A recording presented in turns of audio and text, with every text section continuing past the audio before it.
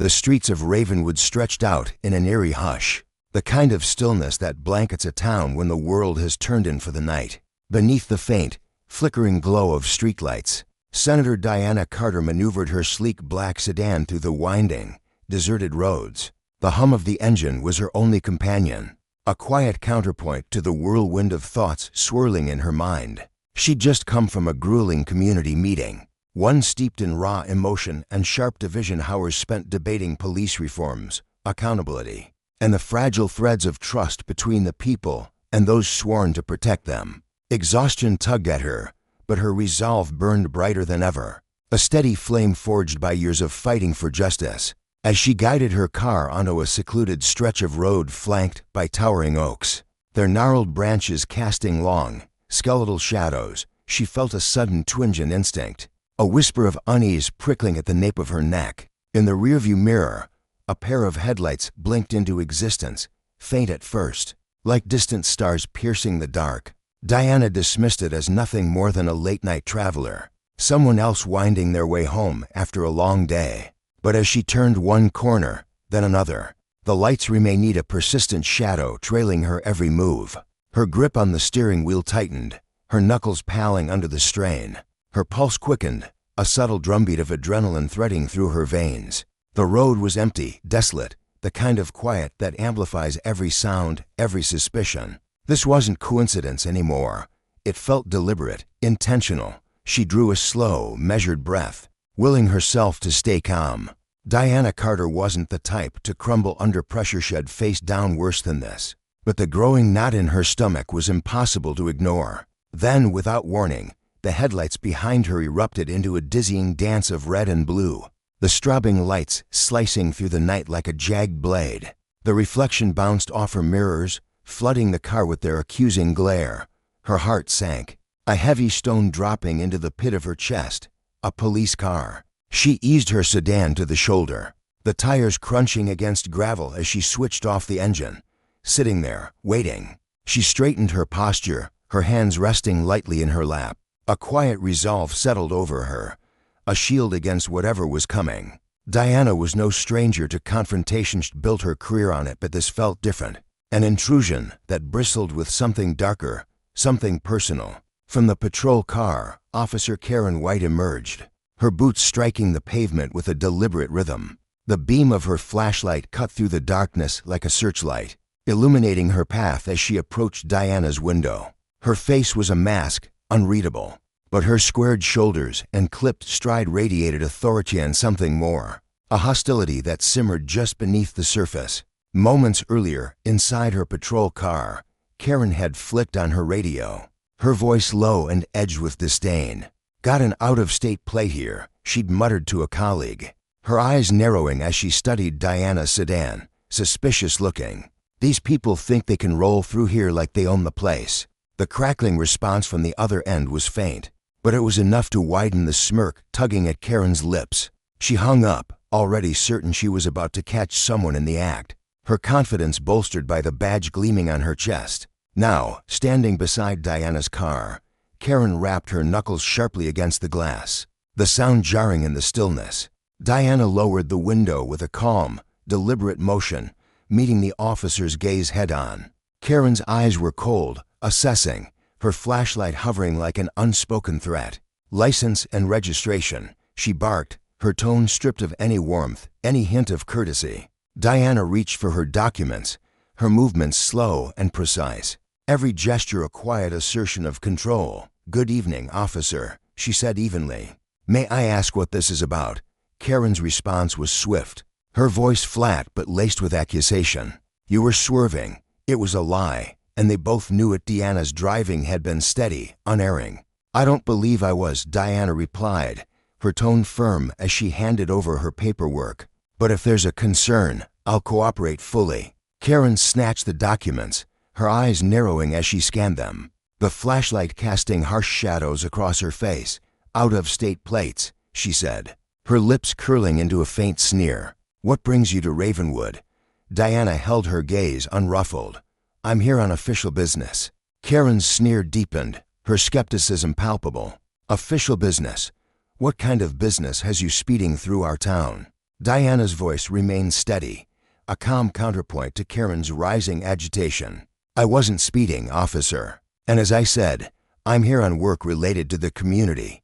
Karen leaned closer, the beam of her flashlight glinting in Diana's eyes, invasive and unrelenting. "Step out of the car." Diana paused, her mind racing. "Is that really necessary?" she asked, her tone measured but probing. Karen's hand drifted toward her holster, her voice dropping into a low, menacing growl. "I won't ask again." The air between them thickened, charged with unspoken tension. Diana unbuckled her seatbelt and stepped out, her movements deliberate, her dignity intact. She stood tall, her chin lifted, even as Karen's flashlight swept over her car's interior, searching for something anything justify this stop. Hands on the hood, Karen snapped, her tone sharp enough to cut. Diana complied, her jaw tightening as she pressed her palms against the cool metal. The indignity of it burned in her chest, but she refused to let it show. Karen's hands moved over her in a brisk, exaggerated pat-down, less a search and more a display of dominance. "What exactly are you looking for, officer?" Diana asked, her voice steady but threaded with a quiet fury. Karen didn't answer, instead pulling out her radio and murmuring something too low to catch. When she turned back, her expression had hardened, her eyes glinting with suspicion. "You've got something to hide, don't you?" she said, her words dripping with insinuation. Diana straightened, meeting Karen's stare with unwavering resolve. "I have nothing to hide. And I'll remind you, I'm well within my rights." Karen's lips twitched, but before she could fire back, her radio crackled to life. She stepped away, muttering into it, her posture stiffening with every word. When she returned, her demeanor was colder, more resolute. "You're under suspicion," she declared, snapping handcuffs onto Diana's wrists with a practiced twist. "Until we clear this up, you're staying with me." Diana winced as the metal bit into her skin, but her composure held firm. "You're making a mistake." "Officer," she said, her voice low but unyielding. Karen's smirk widened, the flashlight's glow catching the contempt in her eyes. "We'll see about that." She guided Diana toward the patrol car, her grip firm, almost punitive.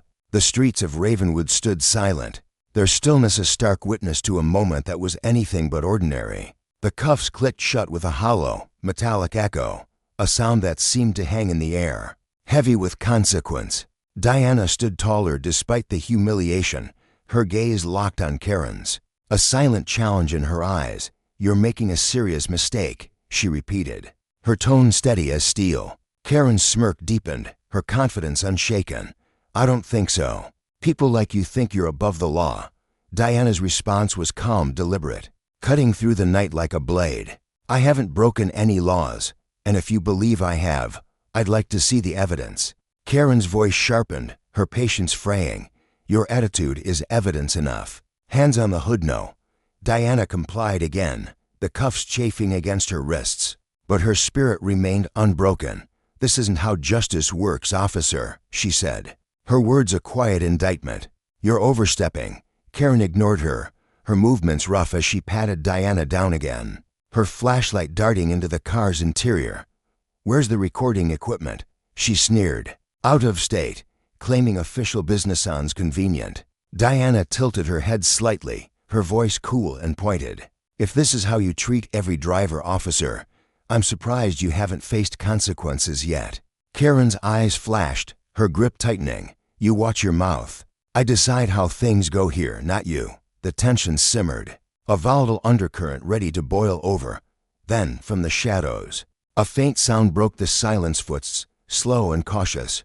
A man emerged, casually dressed, his smartphone raised as he recorded the scene. He stood at a distance, his presence unobtrusive but unmistakable. Karen spotted him instantly, her free hand slashing through the air.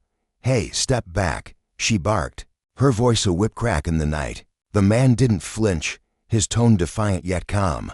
"I'm just filming. Everyone has a right to see what's going on." Karen's face darkened, her flashlight swinging toward him. "Turn it off and leave. This is a police matter, you're interfering." Diana's voice cut through the exchange. Clear and steady, "Let him record. It's a public road." Karen whirled back to her, fury flashing in her eyes. "Did I ask for your opinion?" The bystander hesitated, his phone trembling slightly in his grip. But he kept filming. Karen took a step toward him, her voice dropping to a chilling threat. "One more step, and I'll arrest you for obstruction." The man wavered, sensing the danger, then retreated into the shadows, his phone still aimed in their direction. "I'm not breaking any laws," he muttered before vanishing. Karen turned back to Diana, her frustration palpable in the rigid set of her shoulders. "People think a badge gives them the right to question everything," she growled, yanking the cuffs tighter. Diana winced but held her ground. "You're only proving my point, officer." Karen stepped closer, her voice a dangerous whisper. "Your point won't matter where you're going." Diana glanced down at her pocket, her tone deceptively casual. "Then you won't mind if I document this as well." She moved to retrieve her phone, but Karen's reaction was swift and brutal. Snatched it from Diana's grasp before she could unlock it. "Nice try," Karen said, pocketing the device. "This is evidence now." "You have no right to confiscate that," Diana said sharply, her patience fraying at the edges. Karen's laugh was short, harsh, devoid of humor. "I don't need your permission." Diana's eyes narrowed, her voice steady, but laced with steel. "What exactly are you hoping to find, officer? Or is this just an abuse of power dressed up as law enforcement?" Karen's face flushed, her voice rising. "Abuse of power? The only abuse here is people like you thinking the rules don't apply." Diana arched an eyebrow, her sarcasm cutting. "People like me? You mean someone who knows their rights? Someone who expects accountability?" Karen's anger flared, her grip tightening on Diana's arm as she spun her toward the patrol car. "Enough of this. You're coming with me." She shoved Diana forward, the senator's shoulder grazing the cold metal door of the vehicle. "Get in," Karen ordered, her voice a command wrapped in venom. Diana paused, her mind racing, but she complied, sliding into the back seat with a grace that belied the chaos of the moment. As the door slammed shut, the weight of what had just unfolded settled over her like a storm cloud. This wasn't just a traffic stop, it was a stark lesson in how prejudice could twist judgment, how power, when wielded without restraint, could unravel the very fabric of justice. And for Karen, standing there with her flashlight still clenched in her fist, it was a fleeting triumph that would soon crumble under the weight of its own consequences. The air was thick with tension as Karen forced Diana into the back seat of the patrol car, her hands rough and unyielding. Diana stumbled, her shoulders slamming against the worn leather upholstery, but she caught herself with a grace born of resilience. She adjusted her posture, brushing a strand of dark hair from her face, her piercing eyes locking onto Karen's silhouette through the grimy window. "You'll regret this," she said, her voice steady and smooth, laced not with desperation, but with an unshakable conviction that sent a shiver down Karen's spine. It wasn't a threat, it was a promise, delivered with the weight of someone who understood consequences far beyond the moment. Karen snorted, her lips curling into a sneer as she slammed the door with a force that rattled the frame. "Not likely," she shot back, her tone dripping with defiance. She stepped away from the vehicle, planting her boots firmly on the cracked pavement, her gaze sweeping the shadowed streets of Ravenwood like a predator daring prey to emerge. The flickering red and blue lights of the patrol car painted her face in stark, intermittent hues, accentuating the hard lines of her jaw and the glint of satisfaction in her eyes. She wasn't just enforcing the law, she was reveling in it, intoxicated by the unchecked power her badge afforded her. Inside the car, Diana sat with her hands cuffed, her posture rigid but composed. She watched Karen pace outside, the officer's figure cutting through the dim glow like a restless shadow. Diana's mind churned, piecing together the night's events, Karen's aggression, the fabricated excuse of speeding, the way she wielded her authority like a blunt instrument.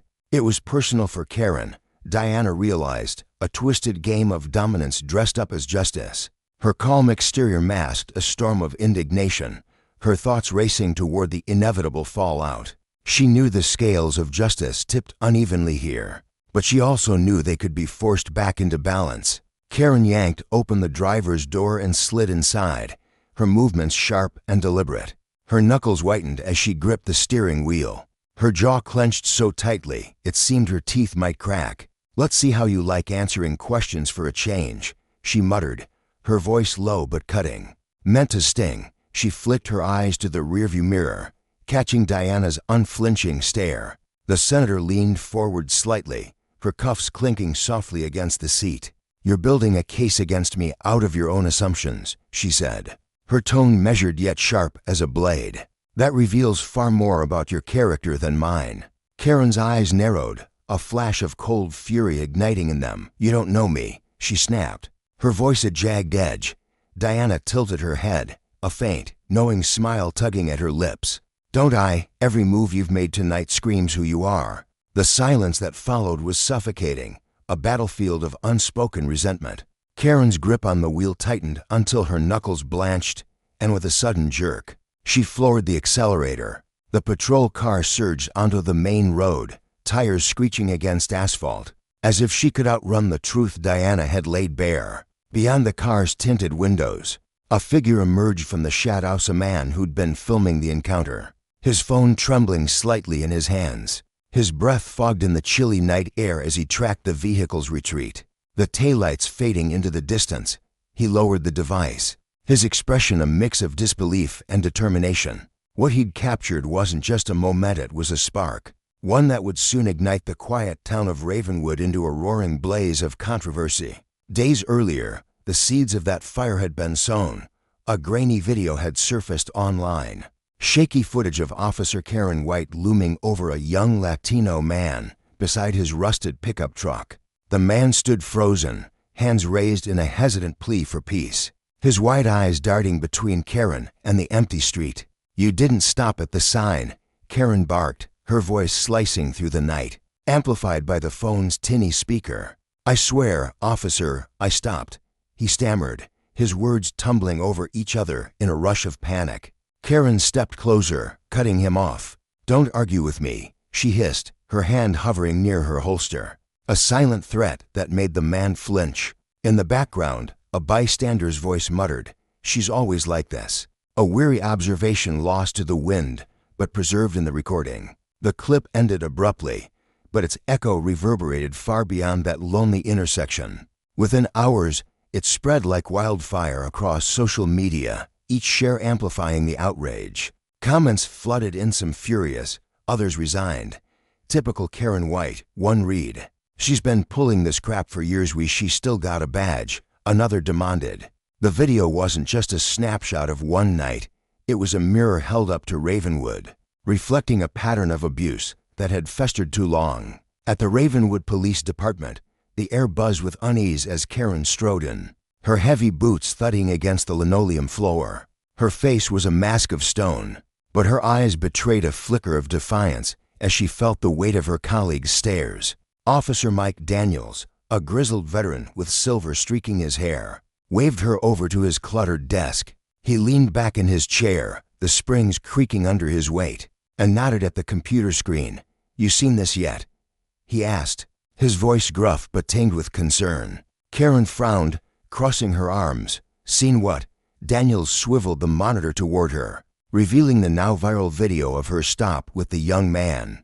Her jaw tightened as she watched, her own voice barking orders in the grainy footage. "So what?" she said, her tone dismissive as the clip looped. "He broke the law," Daniels sighed, rubbing a hand over his weathered face. "Karen, this looks bad. People are talking, your reputation's taking a hit, and it ain't the good kind." She bristled, her arms tightening across her chest. "I was doing my job. If they can't handle that, tough luck." Daniels hesitated, his eyes searching hers. "I'm just saying maybe ease up a bit, lay low. This is stirring up a storm." Karen's glare could have frozen fire. "I'm not changing how I work because some keyboard crusader thinks they know better. The law's the law." A new voice cut through the tension. "Is it? Or just your version of it?" Officer Miguel Torres stepped forward, a file tucked under his arm, his dark eyes steady and unyielding. Karen whirled to face him, her posture rigid with hostility. "You got something to say, Torres?" He didn't back down, his voice calm but firm. "Plenty. You keep treating people like they're nothing, and it's gonna catch up to you." Karen's laugh was sharp and hollow. "You think I care what a bunch of internet whiners say? They don't know what it's like out there." Torres stepped closer, his gaze unwavering. They see enough to spot a pattern. And so do we. The air crackled between them. File a complaint if you're so bothered. Karen snarled, her voice low and venomous. Otherwise, stay out of my way. Torres held her stare a moment longer. Maybe I will, he said. Then turned and walked off, leaving her seething. Daniels shook his head, his expression heavy with resignation. You've got enemies piling up, Karen. Don't let pride bury you. She ignored him, storming to her desk, the clatter of her boots echoing through the station. But the video's impact rippled far beyond those walls. In Ravenwood's community center, local leaders huddled with residents, their voices rising in a chorus of concern. She pulled me over for a busted taillight and threatened to tow my car, one woman recounted, her hands trembling with remembered anger. She accused me of stealing my own truck, a man added, his tone thick with exhaustion. Each story layered onto the last, painting a portrait of Karen White as a tyrant in uniform, her temper a fuse waiting to ignite. The pressure mounted at the station, where Chief Raymond Halstead summoned Karen to his office. He tossed a printed article onto his desk, the headline screaming, Ravenwood Officer's History of Controversial Stops Comes to Light. Karen snatched it up, her eyes skimming the words with growing irritation. This is nonsense, she said, tossing it back. Blown way out of proportion, have done nothing wrong.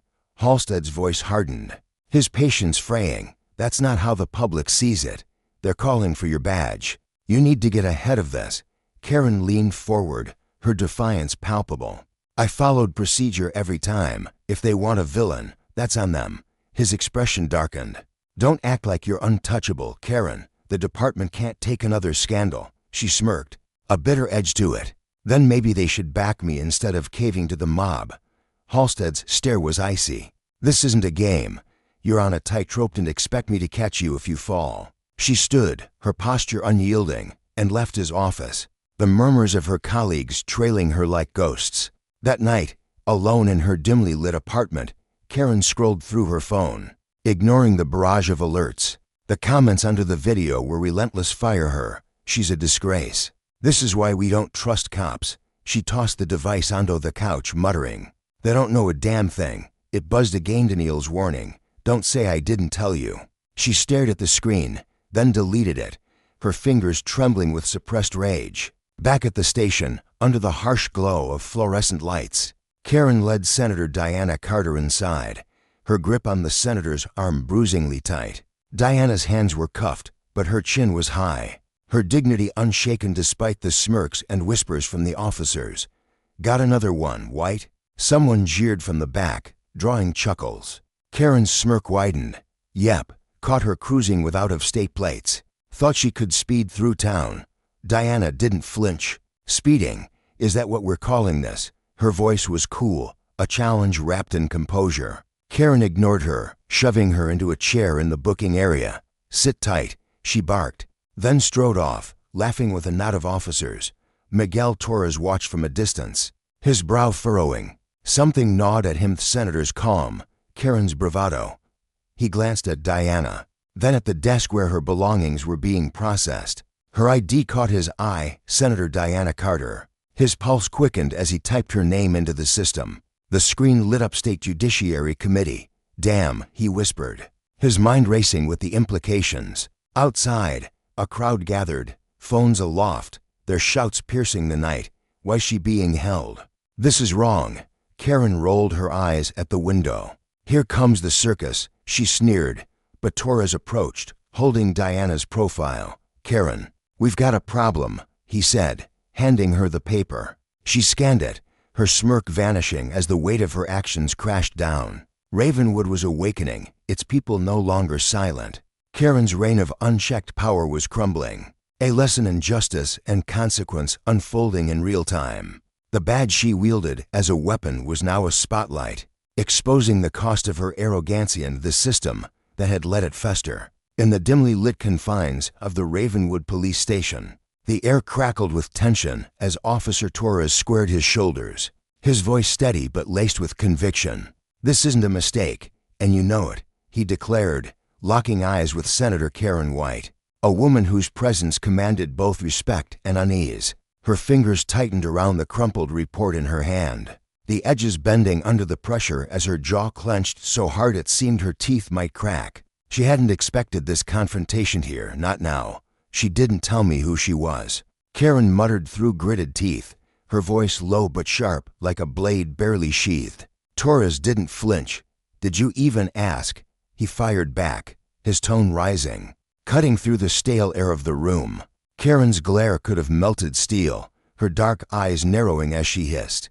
Don't you dare start with me, Torres. The accusation hung heavy between them, a storm brewing in the tight space. Torres pressed on, his frustration bubbling over, his words growing louder, sharper, drawing the wary glances of the officers scattered around the room. She was acting suspicious, shifty, evasive. You can't tell me you didn't see it.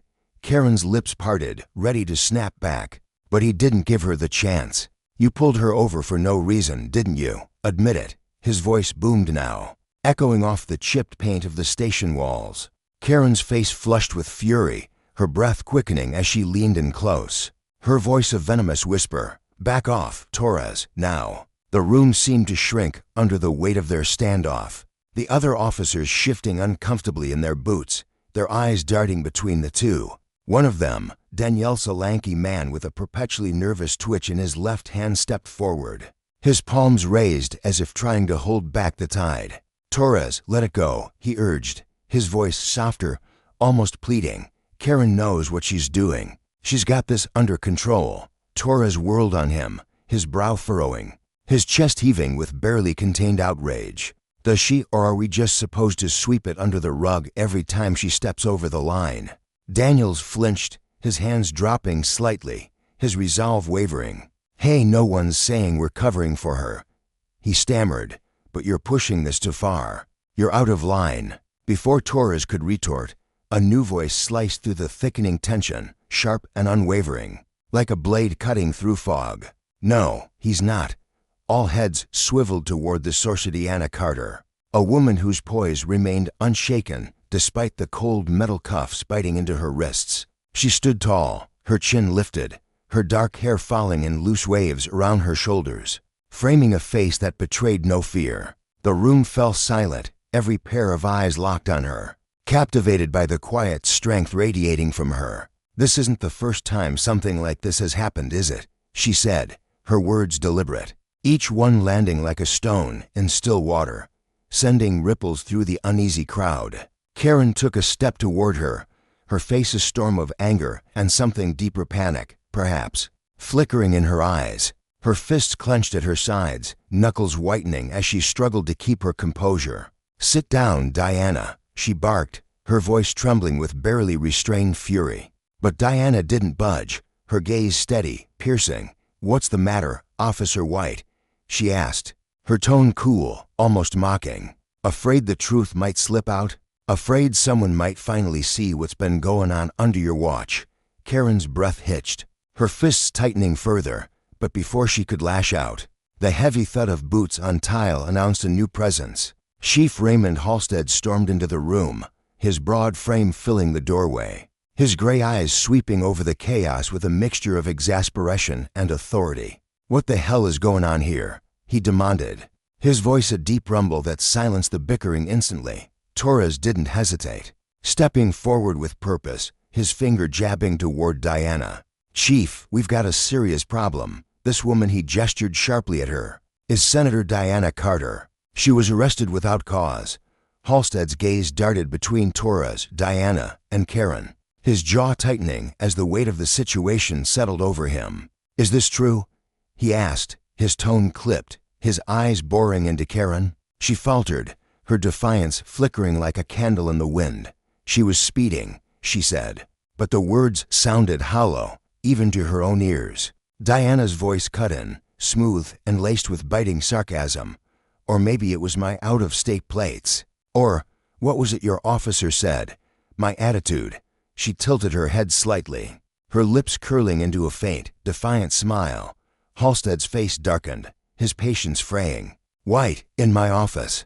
Now, Karen opened her mouth to argue, her pride flaring. But one look at the chief's steely expression made her think better of it. With a frustrated huff, she turned on her heel and stormed toward his office, her footsteps echoing like gunshots in the tense silence.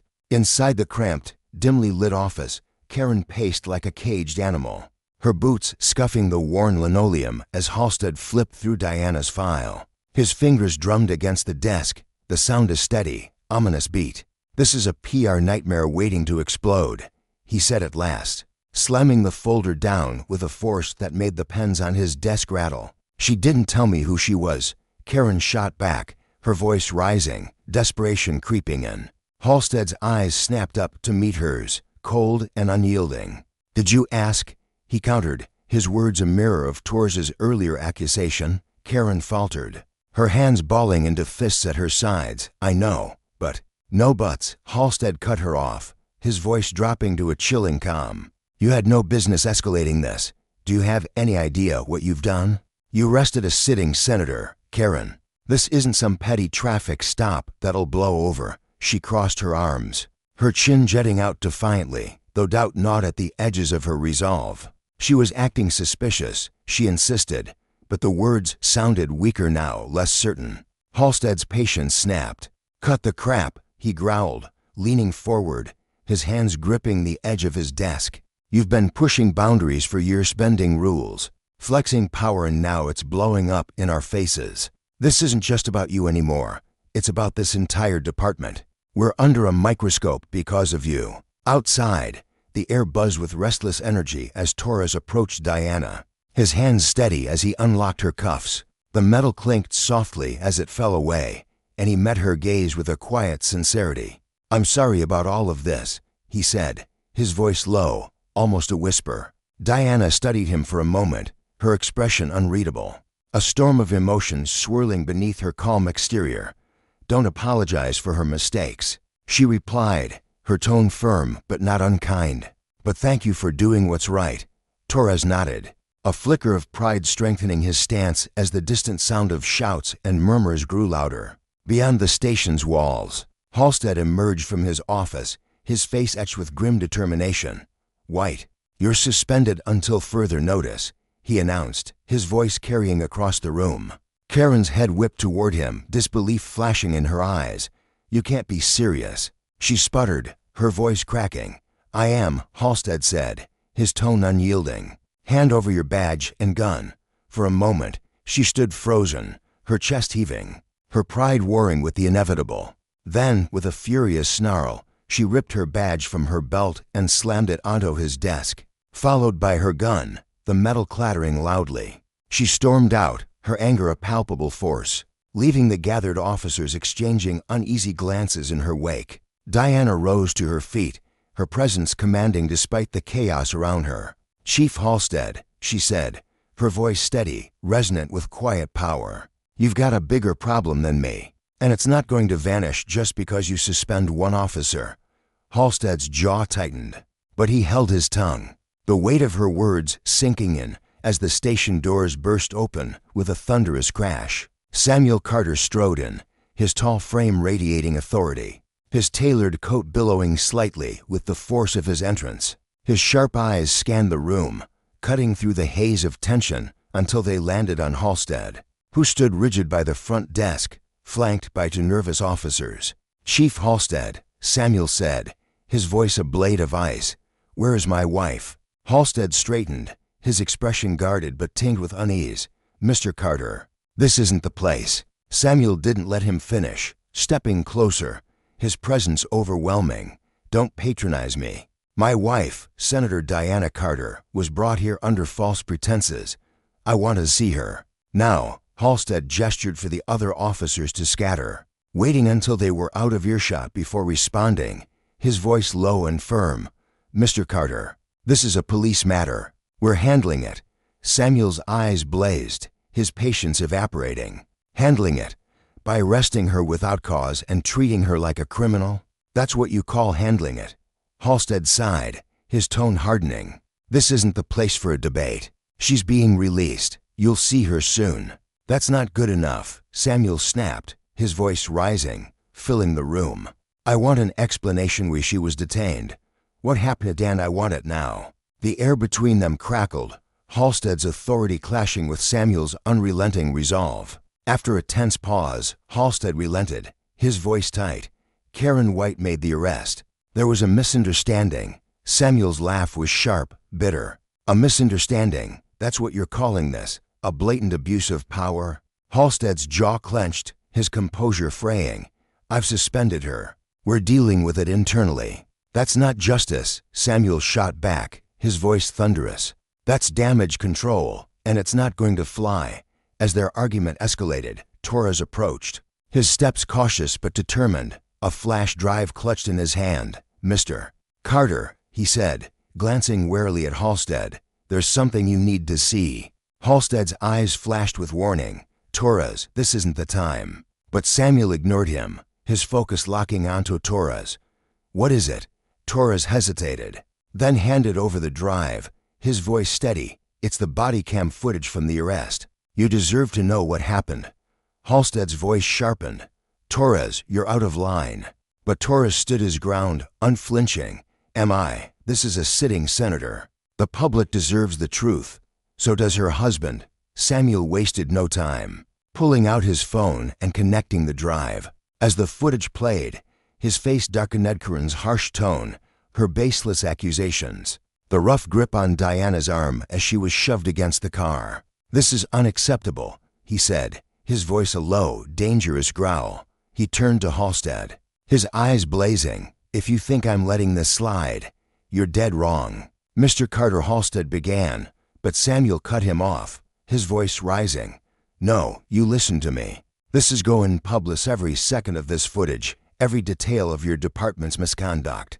If that means dragging this precinct through the mud, so be it. Halstead stepped forward, his voice dropping to a tense whisper. You need to think carefully about your next move. But Samuel was done listening. This department enabled an officer like Karen White, he said, his words cutting deep. That tells me everything I need to know. He didn't stop there. Stepping outside, he faced a swelling crowd, protesters clutching signs, their chants for justice ringing through the night, news cameras flashing like lightning in the dark. Raising his hands, he silenced them, his voice steady but brimming with raw emotion. My name is Samuel Carter, he began, the weight of his words settling over the throng. Tonight, my wife, Senator Diana Carter, was unlawfully arrested. I've seen the proof with my own eyes, the abuse of power, the mistreatment, the lies. The crowd murmured, their anger simmering, building. This isn't just about Diana, he continued, his voice rising with conviction. This is about every person in this community who's been silenced, intimidated, oppressed by a broken system. That ends tonight. The cameras zoomed in, capturing every word, every flicker of resolve in his eyes. I'm calling on every journalist, every advocate, every citizen who believes in justice to stand with us, he declared, his voice a rallying cry. Because justice isn't just a word, it's a promise.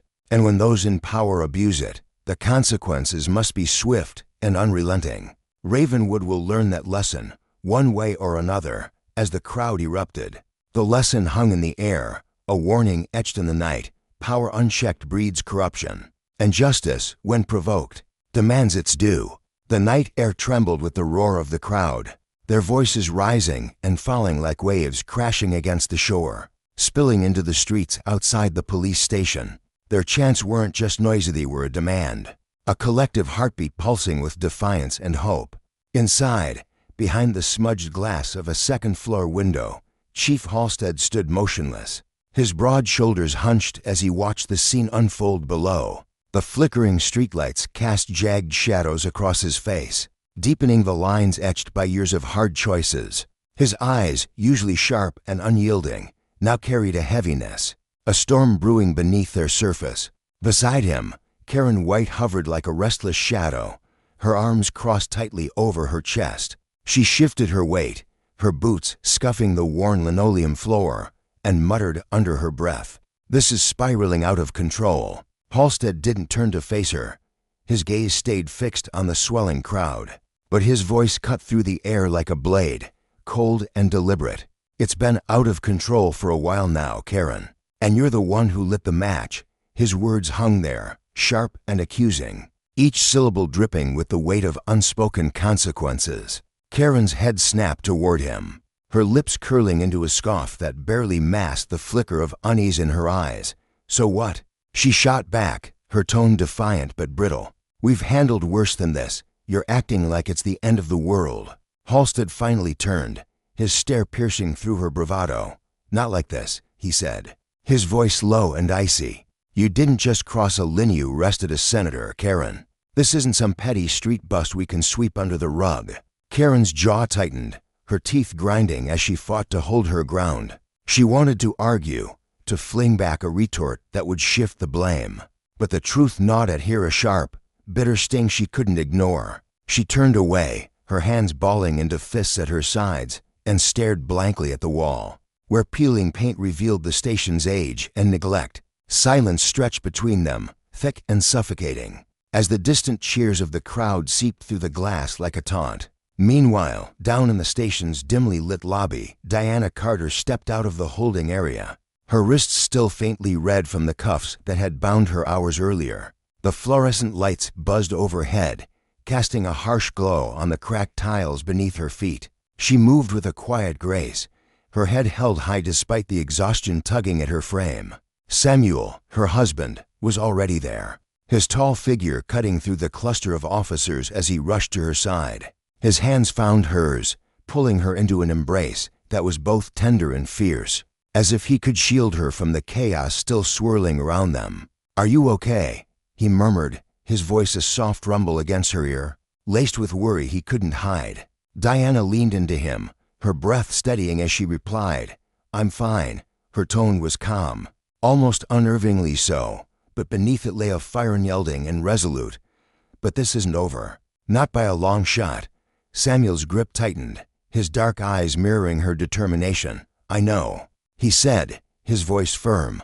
"I've already started digging. We're in this together." Hand in hand, they stepped outside, and the crowd erupted into a thunderous wave of applause, their raised fists and tear-streaked faces a testament to the fight they shared. Samuel lifted Diana's hand high, their clasped fingers a beacon of defiance, a silent vow to dismantle the injustice that had brought them here. Back inside, Officer Torres lingered by the window, his lean frame silhouetted against the glass. A faint smile tugged at the corners of his mouth, a flicker of pride amid the tension that gripped the station. Daniels, a weary man with tired eyes and a perpetual slouch, sidled up beside him, his hands stuffed deep in his pockets.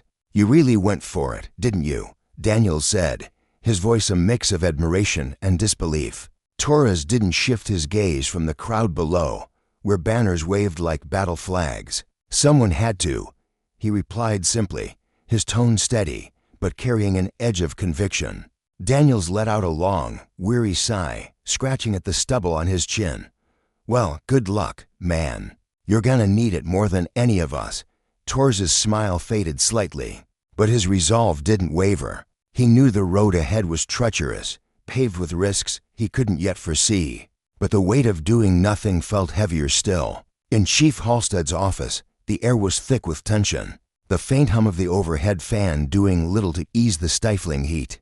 Torres stepped inside, his boots clicking against the hardwood floor, a manila folder clutched tightly in his hand. His face was set, grim but determined, as he approached the desk where Halstead sat. His broad frame slumped slightly in the worn leather chair. The chief looked up, his eyes narrowing as he registered the gravity in Torres's expression. "This better be worth my time, Torres," Halstead said, his voice gruff, tinged with impatience. Torres didn't flinch. "It is," he replied, setting the folder down with a deliberate thud. "This is everything Bodycam footage, station cameras, the night Senator Carter was arrested. You need to see it for yourself." Halstead leaned back, his chair creaking under his weight, and fixed Torres with a hard stare. "I thought we agreed to keep this in-house," he said, his tone laced with warning. Torres shook his head, his voice steady but firm. "With all due respect, Chief, this isn't something we can bury. The footage doesn't leak and crossed every line imaginable, and you know it." Halstead's jaw tightened, a muscle twitching as he reached for the folder. He flipped it open, his fingers brushing against the grainy stills and typed transcripts within. As he scanned the contents, his expression darkened, the lines on his face deepening with every word he read. Karen White's voice leaped from the pages, her sharp accusations and unrestrained hostility captured in stark clarity. Her disregard for protocol wasn't just a misstep, it was a glaring abuse of power, laid bare for anyone to see. "This is bad," Halstead muttered, rubbing his temples as if he could press away the headache blooming there. "It's worse than bad," Torres countered, his voice cutting through the room. "It's indefensible. If this gets out into Wilf, department's going down with her. But if we don't act, we're complicit." Halstead's eyes flicked up, conflicted, torn between loyalty to his team and the cold reality staring back at him. After a long, heavy silence, he stood, his chair scraping against the floor. "Get White in here. Now." Karen White strode into the office moments later, her steps brisk and confident, though a flicker of wariness shadowed her sharp features. The room crackled with unspoken tension as she stopped short, her eyes darting between Halstead's stony face and Torres's unyielding stance. "What's going on?" she asked, her voice edged with suspicion, though she tried to mask it with a casual tilt of her head. Halstead didn't waste words. "We've got a problem, Karen. The footage from Senator Carter's arrest, it's damning." Her smirk faltered, just for a moment, before she forced it back into place. "Damning," she echoed, her tone dripping with disbelief. "I followed procedure. You've got nothing on me." Torres stepped forward, his voice calm but unshakable. "No, you didn't. You escalated without cause, ignored every rule in the book, and treated her like she was beneath you. It's all there, Karen, clear as day." Her eyes flashed with anger, and she whipped around to glare at Torres. "Stay out of this," she snapped, her words venomous, but he didn't back down. "I can't," he said evenly. "This isn't just about you anymore. It's about the department, the people we're supposed to protect. You've turned that into a joke." Karen spun back to Halstead, her voice rising, sharp and desperate. "You're seriously taking his side over mine, after everything I've done for this place?" Halstead's gaze was cold, unflinching. "This isn't about sides, it's about accountability. And right now, you're a liability we can't afford." Her fists clenched, knuckles whitening as she struggled to contain the fury boiling inside her. "You've got to be kidding me," she hissed. "I've been on this force for years, and in that time," Halstead cut in, his voice like steel, "you've built a reputation we can't defend anymore. Effective immediately, you're suspended." The word hit her like a physical blow, her eyes widening in stunned disbelief. "Suspended," she sputtered, her face flushing red. "You can't be serious." "I am," Halstead replied, his tone final. "Turn in your badge and gun." For a moment, she stood frozen, her breath coming in shallow bursts, rage and humiliation warring across her features. Then, with a sharp, deliberate motion, she unclipped her badge and yanked her gun from its holster, slamming them onto the desk with a force that echoed through the room. "You'll regret this," she said, her voice low and seething, a promise wrapped in fury. Halstead met her gaze, unflinching. "Maybe, but I'd regret doing nothing a hell of a lot more." Karen didn't linger. She turned on her heel and stormed out, the door banging shut behind her with a resounding crash. In the hallway, a cluster of officers lingered, their hushed whispers buzzing like flies as she passed. She shot them a look so venomous it could have curdled blood, her lips curling into a snarl. "Enjoy the show while it lasts," she muttered, her voice dripping with contempt, before disappearing around the corner, her footsteps fading into the distance. Torres stepped out of the office moments later, his face a mask of quiet resolve, though his hands trembled slightly at his sides. Daniels approached, his lanky frame slouching as he fell into step beside him. "You really went all in, huh?" he said, his tone cautious but tinged with respect. Torres nodded, his eyes distant. "Someone had to." Daniels let out a low whistle, shaking his head. "You're braver than me, man. I'll give you that." Across town, in a sleek office bathed in the soft glow of desk lamps, Diana Carter sat across from Cynthia Blake, her lead attorney. The air hummed with quiet intensity, the faint rustle of papers and the click of a pen the only sounds breaking the silence. A thick folder lay between them, stuffed with evidenza grainy footage stills, witness statements, and meticulous notes outlining their strategy. Cynthia's sharp eyes scanned the pages, her mind racing as she pieced together the puzzle. "This is gold," she said, leaning back in her chair, a faint smile tugging at her lips. "They've handed us everything we need to rip their case to shreds." Diana nodded, her expression calm but steely, her hands folded neatly in her lap. "It's not just about the case, Cynthia," she said, her voice steady. "It's about making sure this doesn't happen to anyone else. That's what keeps me going." Cynthia's gaze softened, but her resolve hardened. "We'll make it happen," she promised, her tone fierce. "They won't know what hit them." Back at the station, Halstead gathered his senior staff in a cramped meeting room, the air thick with unease. Officers shifted in their seats, their faces a mix of frustration and fear as they grappled with the fallout of Karen's suspension. "This is going to blow up in our faces," one officer grumbled, his arms crossed tightly over his chest. "Maybe it should," Torres shot back, his voice sharp enough to cut through the murmurs. "We've been looking the other way for too long. It's time we own up to it." Another officer, a burly man with a graying beard, leaned forward, his eyes narrowing. "You think tossing Karen under the bus fixes everything?" Torres didn't flinch. "It's a start," he said simply. Halstead raised a hand, his presence commanding silence. "Enough," he said, his voice weary but firm. "The decision's made. What matters now is how we rebuild trust with the people out there." A younger officer piped up, her voice tentative. "And how do we do that?" Halstead's gaze swept the room, heavy with the weight of responsibility. "By doing better," he said.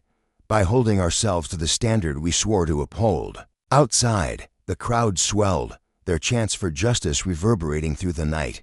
News cameras swarmed, their lenses capturing every raised fist, every tearful shout. Samuel Carter stood among them, his broad shoulders squared, his presence a quiet pillar of strength. The fight wasn't fading, it was growing, fueled by every voice that joined the chorus. From the window above, Torres watched, a sense of purpose settling deep in his chest. This wasn't just about one rogue officer or one wrongful arrest. It was about a system rotting from within, a structure that had shielded people like Karen for far too long. Justice wasn't just a word, it was a reckoning, a lesson carved in the consequences of power unchecked. In Cynthia's office, the next day dawned with a flurry of activity.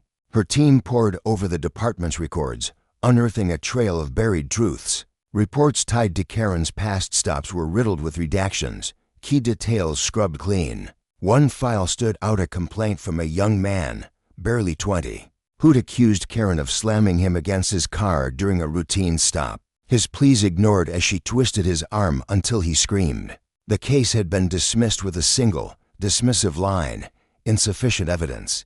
Cynthia's fingers tapped the page, her brow furrowing. "This isn't just sloppy work," she said, her voice tight with anger. "It's a cover-up, plain and simple." The deeper they dug, the clearer the pattern. Becca Meckeren's actions weren't a fluke, but a symptom of a department too willing to shield its own. For Diana, each revelation stoked the fire within her, a quiet fury tempered by the hope that this fight could spark real change. Justice, she knew, wasn't just about punishing the guilty, it was about dismantling the systems that let them thrive. In a bustling coffee shop tucked away on a quiet street corner, the aroma of roasted beans mingled with the faint hum of conversation.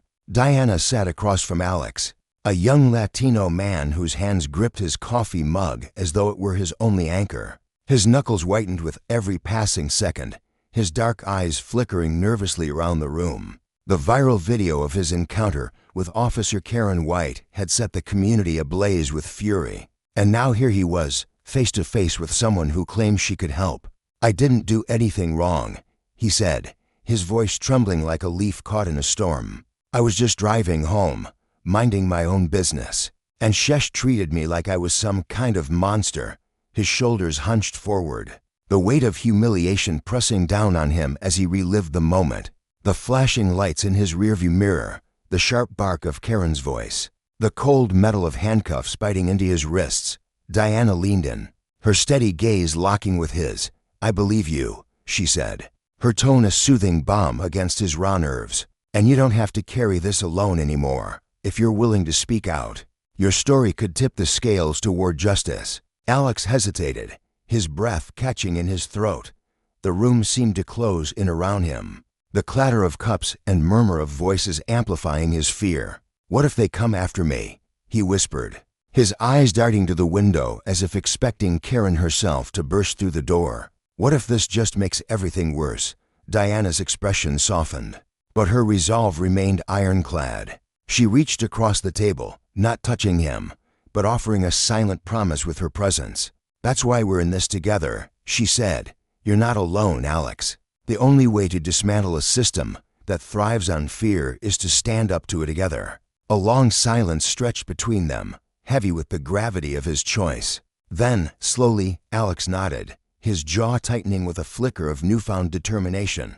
"Okay," he said, barely above a whisper. "I'll do it." Meanwhile, the investigation gained momentum, pulling Diana deeper into the lives of those scarred by Karen's unchecked authority. In a modest apartment on the edge of town, she met Maria Lopez, a single mother whose weary eyes told a story of resilience forged in hardship. The living room was cramped but warm, adorned with faded family photos and a small table where Maria's two children had left there. Crayons scattered, Maria sat stiffly on the edge of her couch, her hands twisting the hem of her sweater as she recounted her own run-in with Karen years ago. "I was driving my kids home from school," she began, her voice laced with a bitterness that had festered over time. "She pulled me over, said I was speeding, though I know I wasn't. When I tried to explain, she started yelling, right there in front of my babies. They were crying, clinging to each other in the back seat, terrified." Her lips trembled as she spoke, the memory igniting a fire of anger and helplessness. "I can still hear their sobs, still see her smug face as she wrote me up for nothing." Cynthia, standing near the doorway with her arms crossed, tilted her head thoughtfully. "Why didn't you push it further?" she asked, her tone gentle but probing. Maria let out a hollow laugh, shaking her head as if the question itself were absurd. What was the point? File a complaint. They didn't care. She was one of them, untouchable. Her gaze drifted to the floor, lost in the defeat she'd carried for so long. But Diana stepped forward, her voice cutting through the despair like a beacon. "This time is different," she said firmly. "We're not letting this fade into the shadows. We're shining a light on it, and we won't stop until it's done." Maria looked up, her guarded expression softening as hope flickered in her eyes. "If it means she can't hurt anyone else," she said slowly. "If it protects someone else's kids from going through that, I'm in." Back at the office, the air buzzed with purpose as Cynthia hunched over a desk littered with papers, her pen scratching furiously across the draft of their lawsuit. The document bore the weighty names of Karen White and the Ravenwood Police Department, accused of systemic misconduct, abuse of power, and deliberate negligence. She paused, rubbing her temples, then called Diana into the dimly lit conference room. The walls were lined with bookshelves, the faint scent of leather and ink grounding the space. "This isn't just about Karen," Cynthia said, her voice low and deliberate as she tapped the stack of papers. "It's about the whole rotten system that propped her up, let her thrive while others suffered. Are you ready for the storm this is going to unleash?"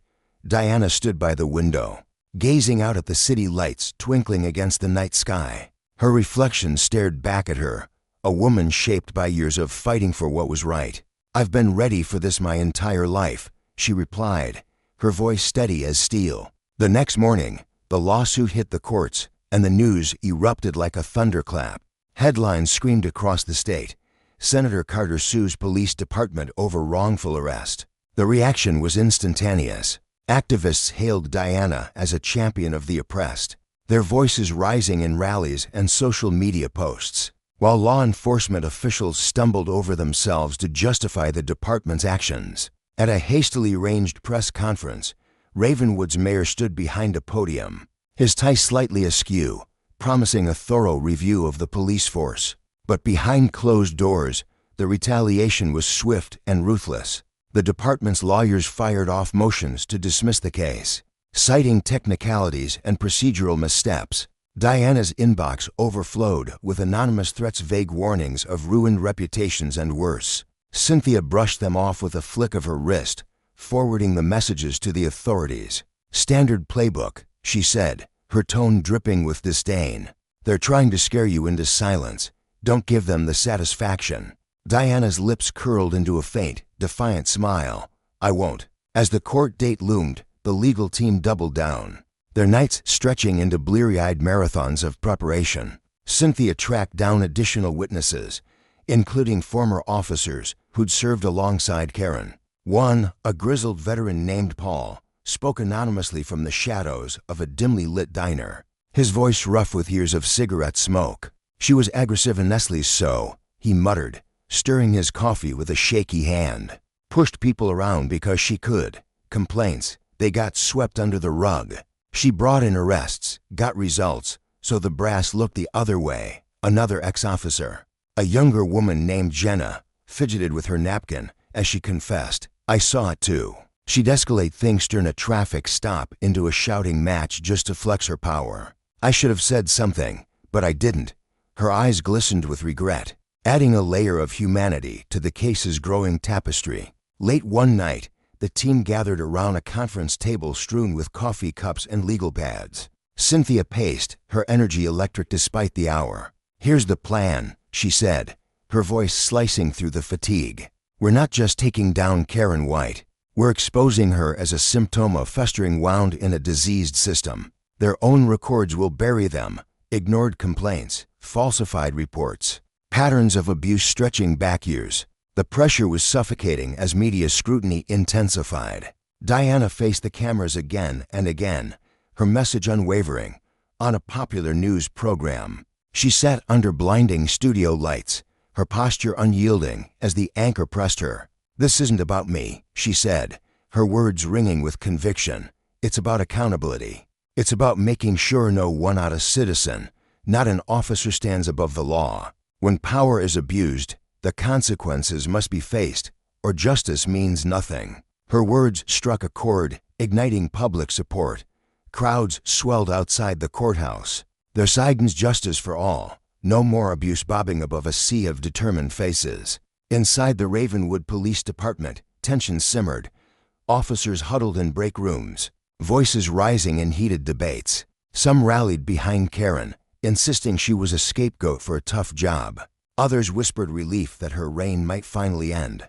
Torres, the rookie who'd leaked the footage of Alex's arrest, watched from the sidelines, his heart pounding with a mix of pride and dread. He'd risked everything, his career, his staff Tito share that video. But seeing the movement it had sparked filled him with quiet resolve. On the eve of the trial, Cynthia and Diana met in the senator's office, the city skyline sprawling beyond the glass. The weight of their fight hung thick in the air, but neither flinched. We've done all we can, Cynthia said, her voice steady despite the shadows under her eyes. Tomorrow, it's in the court's hands and the truth's. Diana nodded, her gaze distant yet fierce. The truth is our weapon. Let's make sure they feel its edge. When the courtroom doors swung open the next day, the trial became a national spectacle, a battle cry for justice that echoed far beyond Diana's personal struggle. It was a reckoning not just for Karen, but for every soul who'd ever wielded power without consequence, a stark reminder that justice, though delayed, would not be denied. The air was thick with tension as the trial date loomed closer, a palpable weight pressing down on everyone involved. Diana Carter stood firm against the swirling accusations that she was merely playing a political game. Her voice carried a quiet strength as she addressed the skeptics, her eyes flashing with conviction. This isn't about politics, she said, her words cutting through the noise like a blade. This is about humanity. Justice doesn't pick sides. It's not a tool for any party. It's a fundamental right, one that belongs to every single one of us. Her heart raced as she spoke, not from fear, but from the fire of purpose burning within her. She could feel the stakes rising, the gravity of what she was fighting for settling deep into her bones. Outside the Ravenwood courthouse, the scene was chaotic, almost theatrical. Journalists had turned the steps into their battleground, their cameras flashing relentlessly, capturing every figure who dared to cross the threshold. The clicking shutters and murmured speculations filled the air, a constant hum that seemed to vibrate through the stone walls. Diana's legal team, led by the sharp and unflinching Cynthia Adams, seized the moment to amplify their message. At a press conference held beneath a gray, overcast sky, Cynthia stood tall at the podium, her voice steady yet charged with urgency. "This lawsuit isn't just about one officer or one wrongful arrest," she declared, her gaze sweeping over the sea of microphones and notepads. "It's about confronting a broken system, a system that lets prejudice grow wild, unchecked, like a weed choking out fairness. We're here to make sure no one else has to suffer the way Senator Carter did." Her words hung in the air, heavy with implication, as the wind tugged at her coat and the crowd scribbled furiously. But the moment of clarity was shattered by a sudden uproar. A cluster of counter-protesters surged forward, their voices rising in a discordant chant. Justice for Karen. Support law enforcement. Their signs bobbed above their heads, bold letters scrawled in red and blue, their anger a stark contrast to the somber mood of the press conference. Diana watched from a distance, her face a mask of calm that hid the storm brewing inside her. The louder they shouted, the more resolute she felt, their noise only sharpening her focus. Turning to Cynthia, she murmured, "The more they scream, the more obvious it becomes how desperately we need this fight." Her tone was low, almost reverent, as if she were confiding a sacred truth. Cynthia nodded, her own expression hardening with determination. Behind closed doors, the relentless media spotlight was carving its mark into Karen White's life. She sat alone in her dimly lit living room, the flicker of the television casting long shadows across the walls. Her fingers gripped the remote as she flipped through channel after channel, each one dissecting her case with surgical precision. Analysts debated her guilt, pundits questioned her character, and strangers judged her every move. "This is all blown out of proportion," she muttered under her breath, her voice tinged with bitterness as she tossed the remote onto the worn couch cushions. It landed with a soft thud, a small rebellion against the chaos consuming her. Her phone buzzed incessantly on the coffee table, a lifeline and a curse all at once. Messages poured in, some from loyal supporters offering hollow encouragement, others from critics hurling venomous accusations. One email stopped her cold, its subject line glaring, "You're the rot in the system." Her chest tightened as she read it, the words slicing into her like shards of glass.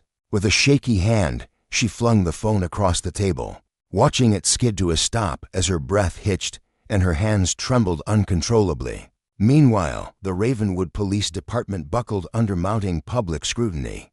The mayor, a weary man with a perpetually furrowed brow, took to the podium in a hastily arranged press conference. His tie was slightly askew, betraying his unease as he announced the creation of an independent review board to probe allegations of misconduct within the force. His voice wavered slightly, the weight of the decision evident in every syllable. Activist groups seized the opportunity, their open letters flooding state officials' inboxes, demanding transparency and accountability. At a televised rally, one activist, a young woman with fire in her eyes, stepped up to the microphone, her voice ringing out over the crowd. "The world is watching Ravenwood," she proclaimed, her words echoing off the surrounding buildings. "This case isn't just about one officer. It's about tearing down a culture that protects abuse and buries the truth." The crowd roared in agreement, their cheers a thunderous call for change. Diana's strategy extended far beyond winning sympathy, was igniting a movement. Her team meticulously crafted a series of video testimonials, each one a raw, unfiltered glimpse into the lives shattered by police misconduct. Among them was Maria Lopez, a soft-spoken woman whose courage belied her fragile frame. In her clip, she sat in a modest kitchen, the faint hum of a refrigerator in the background as she recounted her encounter with Karen White. "I thought no one would ever believe me," she said, her voice breaking as tears welled in her dark eyes. "I felt so small, so powerless. But now, seeing all these people come forward, I realize I wasn't alone." Her hands fidgeted with a napkin as she spoke, crumpling it into a tight ball, a silent testament to the fear she'd carried for years. The video exploded online, racking up millions of views and fueling a fresh wave of outrage and demands for reform. Diana watched the numbers climb from her office, a quiet satisfaction settling over her. This was more than evidence, it was a rallying cry. As the trial drew nearer, Diana's resolve only deepened. In her final televised interview before the courtroom showdown, she sat across from an anchor whose polished demeanor couldn't mask his admiration. The studio lights glared down, illuminating the determination etched into her features. To those who doubt me, who think this is some grand political stunt, she began, her voice steady and unyielding, I say this. Come to the courthouse. Sit in that room. Look at the evidence with your own eyes. Listen to the testimonies with your own ears. And then tell me if this is about politics or justice. The anchor leaned forward, captivated. Senator Carter, your resolve is extraordinary. Do you truly believe this case will spark lasting change? Diana's gaze didn't waver, her response immediate and fierce. I don't just believe it, I am staking everything on it. Her words lingered in the air. A promise and a challenge rolled into one. For Karen White, the world was crumbling. She sat in her car in the precinct's deserted parking lot. The engine off, the silence deafening. The dashboard stared back at her, a blank slate reflecting her growing isolation. The precinct, once a place of camaraderie and purpose, had turned cold and unwelcoming. Colleagues who once swapped stories over lukewarm coffee now averted their eyes when she passed, their silence louder than any reprimand. The weight of her suspension, the unrelenting media storm, and the whispers that followed her every step pressed down on her chest like a physical force. Her phone buzzed on the passenger seat, a news alert. No doubt another headline painting her as the villain. Karen White, the officer at the heart of a scandal. She didn't open it. Instead, she clutched the steering wheel, her knuckles whitening as frustration surged through her. Damn it, she hissed, slamming her fist against the dash, the sharp pain of fleeting distraction from the chaos in her mind. Inside the station, the atmosphere was taut, a thread pulled to its breaking point. Officers moved through their tasks with mechanical precision, but their eyes betrayed them darting glances toward Karen's empty desk, a void that spoke volumes. Miguel Torres sat hunched over a stack of case files, his brow furrowed as he sifted through the paperwork. Officer Daniels approached, a file dangling from his hand like a loaded weapon. Guess who's finally getting what's coming to her, he muttered, dropping it onto Torres's desk with a thud. Torres flipped it open, his expression darkening as he scanned the contents. Another complaint against Karen, this one from 5 years prior. A man she'd roughed up during a stop, his formal report buried likely by their supervisor Halstead. Unwarranted stop, claims of non-compliance, excessive force. Torres read aloud, his voice low. How many more of these are out there? Daniels leaned against the desk, his tone grim. Enough to sink her for good. That night, Karen sat alone in her shadowed apartment, the glow of her phone casting harsh lines across her face. She scrolled through her contacts, her thumb hovering over Diana Carter's name. Her heart pounded as she pressed call, the ringing stretching into eternity before cutting to voicemail. She exhaled shakily, then spoke into the void. Senator Carter, this is Karen White. I wanted to apologize for everything. I know it doesn't undo what happened. But her voice faltered, cracking under the weight of her regret. I just need you to know I'm sorry. She ended the call, staring at the screen as if it might offer absolution. Moments later, a notification flashed. Message failed to send. Diana had blocked her. Karen's frustration boiled over, and she hurled the phone onto the couch. What do they want from me? She whispered, her voice barely audible in the stillness. The next day, seeking a sliver of normalcy, Karen ventured to the grocery store. The fluorescent lights buzzed overhead as she pushed her cart through the aisles, her head low. But even here, escape was impossible. That's her, someone hissed, loud enough to carry. She's the one who arrested the senator. Another voice chimed in, dripping with disdain. Karen's grip tightened on the cart, her jaw clenching as she pretended not to hear. Then a Costumera burly man with a sneer deliberately rammed his cart into hers. Muttering disgrace under his breath, the word hit her like a slap. Abandoning her groceries, she fled the store, the parking lot asphalt blurring beneath her feet as shame and anger warred within her. Back at the station, Daniels and Torres pored over more files, Maria Lopez's name surfacing again and again. Think she'd testify? Torres asked, his voice cautious. Daniels shrugged, his eyes narrowing. If she does, White's finished. At that moment, Halstead stormed in, his presence a thunderclap in the cramped room. Torres, Daniel's office. Now, the air in Halstead's office crackled with tension. As he dropped a thick stack of documents onto his desk, internal affairs, he said curtly, They're launching a full investigation into White. Every complaint, every incident, it's all coming up for review. Torres exchanged a glance with Daniels. And the lawsuit? Halstead sighed, his shoulders sagging. It's moving forward. White's on her own. She's a liability we can't carry anymore. When Karen returned to the station to clear out her desk, the silence was suffocating. Officers parted around her like a sea, their avoidance a tacit condemnation. She packed her belongings into a cardboard box: photos, a chipped mug, a badge that now felt like a relic. Torres approached, his steps hesitant. Karen, she froze, her posture defensive. What do you want? He met her gaze, unflinching. I know you think this is unfair, but you did this to yourself. Her eyes blazed. I was doing my job. Torres stepped closer, his voice steady. Was that your job when you pulled over Maria Lopez, or Alex, or Senator Carter? Karen's silence was her only answer. You can keep saying it was just the job, Torres pressed, but you know it wasn't. Her temper flared, and she slammed the box onto the desk. You don't know a damn thing about me. Torres didn't flinch. I know enough. That evening, Karen slumped on her couch, a bottle of whiskey within reach. The blank TV screen reflected her hollow stare as Torres's words looped in her mind. Her phone booted SATA news alert. With trembling hands, she opened it. New allegations surface against Officer Karen White. The article detailed complaints from Maria Lopez, Alex, and others. Each story a brick in the wall closing in around her. They're out to ruin me, she whispered, her voice breaking. But as the whiskey burned her throat, a deeper truth settled in. This wasn't just their doing. It was her actions, her choices, her abuses of power that had led her here. Across town, Diana and Cynthia reviewed a growing list of witnesses, their resolve unshaken. The courtroom awaited, a crucible where justice would be forged anew, its lessons echoing far beyond Ravenwood. The air hung heavy with anticipation as Maria Lopez stepped forward, her voice trembling yet resolute, confirming what Cynthia Adams had long suspected. She spoke of Alex's readiness, her words laced with a quiet determination that seemed to ripple through the room.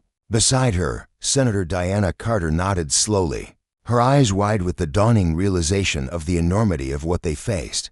This isn't just about one person, she murmured, her voice thick with awe and a touch of dread. It's not even about one officer anymore, it's about an entire system that's been rotting from the inside. And we're going to drag it into the light, no matter how ugly it gets. Cynthia's lips pressed into a tight line, her mind already racing with the weight of their mission. We're holding it accountable, she said firmly, her tone a steel blade cutting through the uncertainty, every piece of it. For Karen White, the world she'd once commanded was collapsing around her like a house of cards caught in a storm. The internal affairs investigation bore down on her like a relentless predator, its claws tightening with every passing day. The lawsuit loomed larger still, a towering shadow that threatened to swallow her whole, while her reputation as a fortress of authority lay in ruins, scattered like ashes in the wind. Professionally, her colleagues avoided her gaze in the precinct hallways, their whispers trailing behind her like ghosts. Personally, the isolation was suffocating. Friends who once laughed at her table now turned away, leaving her to sit alone in a silence that screamed louder than any accusation. The walls she'd built over years of unwavering confidence were cracking, and through those fissures seeped the cold, unyielding truth of what she'd done. There was no escaping it now. The courtroom was a cauldron of tension, every seat occupied by a restless mixture of reporters scribbling furiously, activists clutching signs with clenched fists, and ordinary citizens whose curiosity had drawn them into this crucible of justice. The wooden benches creaked under the weight of their anticipation. At the front, Diana Carter sat beside Cynthia Adams, her attorney and unwavering ally. Diana's posture was rigid, her hands folded tightly in her lap, but her eyes burned with a quiet, fiery and unspoken vow to see this through. Across the aisle, Karen White sat at the defendant's table, her once imposing figure diminished, her shoulders hunched as if bracing for a blow. Her lawyer, Richard Lowell, a man with graying hair and a voice smooth as polished stone, shuffled through a stack of notes, his calm demeanor a stark contrast to the storm brewing around them. The air grew thicker still as the judge swept in, his black robe billowing like a dark cloud, and called the court to order with a sharp rap of his gavel. Cynthia rose first, her movements deliberate, her expression a mask of focus that belied the fire raging within her. "Your Honor," she began, her voice cutting through the room like a beacon. "This case isn't just about one incident, it's about accountability. Officer Karen White didn't just overstep her bounds, she trampled them underfoot, abusing her authority under the flimsy pretense of law enforcement. She violated Senator Diana Carter's rights, yes, but more than that. She shattered the trust this community placed in her badge." Her words hung in the air, heavy with purpose. Richard Lowell stood to counter, his tone measured but firm. "Your Honor, my client acted within the scope of her training. These claims of abuse are inflated, pulled out of context to paint a picture that doesn't hold up. She was doing her job, nothing more, nothing less." Cynthia didn't flinch, her gaze steady as she replied, "The evidence will tell the real story. Let's see if it matches his." The prosecution wasted no time, diving into their case with the precision of a surgeon's scalpel. Cynthia queued up the Bodycam footage, and the courtroom fell into a hushed stillness, the only sound the faint hum of the projector. Karen's voice erupted from the speakers, sharp and commanding. "You were swerving." Diana's response came cool and steady. "I wasn't." The video rolled on, each frame a damning portrait of Karen's escalating aggression, her hands rummaging through Diana's car without cause, her barked orders, the glint of handcuffs snapping shut around Diana's wrists. The jury watched, their faces hardening with every second, brows furrowing, lips tightening into thin lines of disapproval. Cynthia turned to them, her voice low but piercing. "This isn't an officer protecting the law. This is someone drunk on power, wielding it like a weapon." Lowell leapt to his feet, his words quick and defensive. "What this footage doesn't show is the full picture. Officers make split-second calls every day. My client relied on her instincts to keep the situation safe." Cynthia's eyes flashed as she shot back. "Instincts or prejudice dressed up as duty." Next came Maria Lopez, her steps tentative as she approached the stand, but her voice steady as she recounted her own brush with Karen's wrath. "She pulled me over, said I was speeding, but I wasn't," Maria said, her hands twisting together as she spoke. "She yelled, called me a liar, terrified my kids in the back seat. I filed a complaint, but it just disappeared." Her eyes glistened with unshed tears, the memory still raw, a wound that hadn't healed.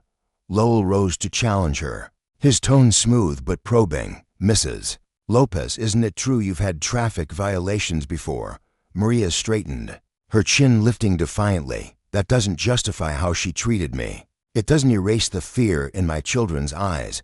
Her words landed like stones, unyielding and true. The trial's tide turned when James Rivers, a weary man with a quiet intensity, took the stand as a surprise witness. The defense bristled, Lowell's voice rising in objection. "Your Honor, this witness wasn't disclosed." The judge's eyes narrowed, but he waved a hand. "Proceed, but carefully." James settled into the chair, his hands resting calmly on his knees. "I was walking home that night when I saw Senator Carter's car pulled over. Something about the officer's tone, the way she moved it, didn't sit right.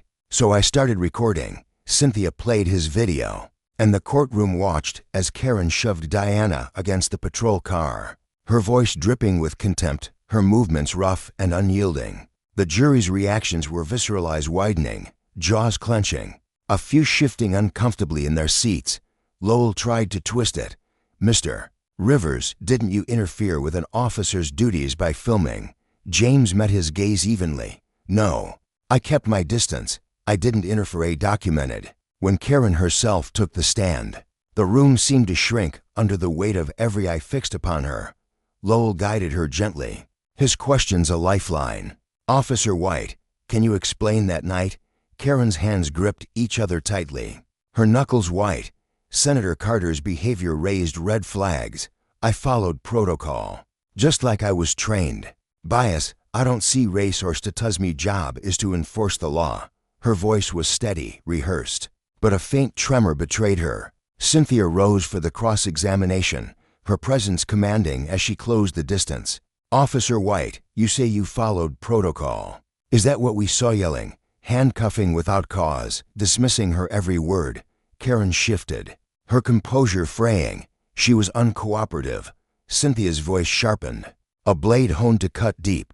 Uncooperative, or refusing to bow to your overreach. Karen's tone rose, defensive.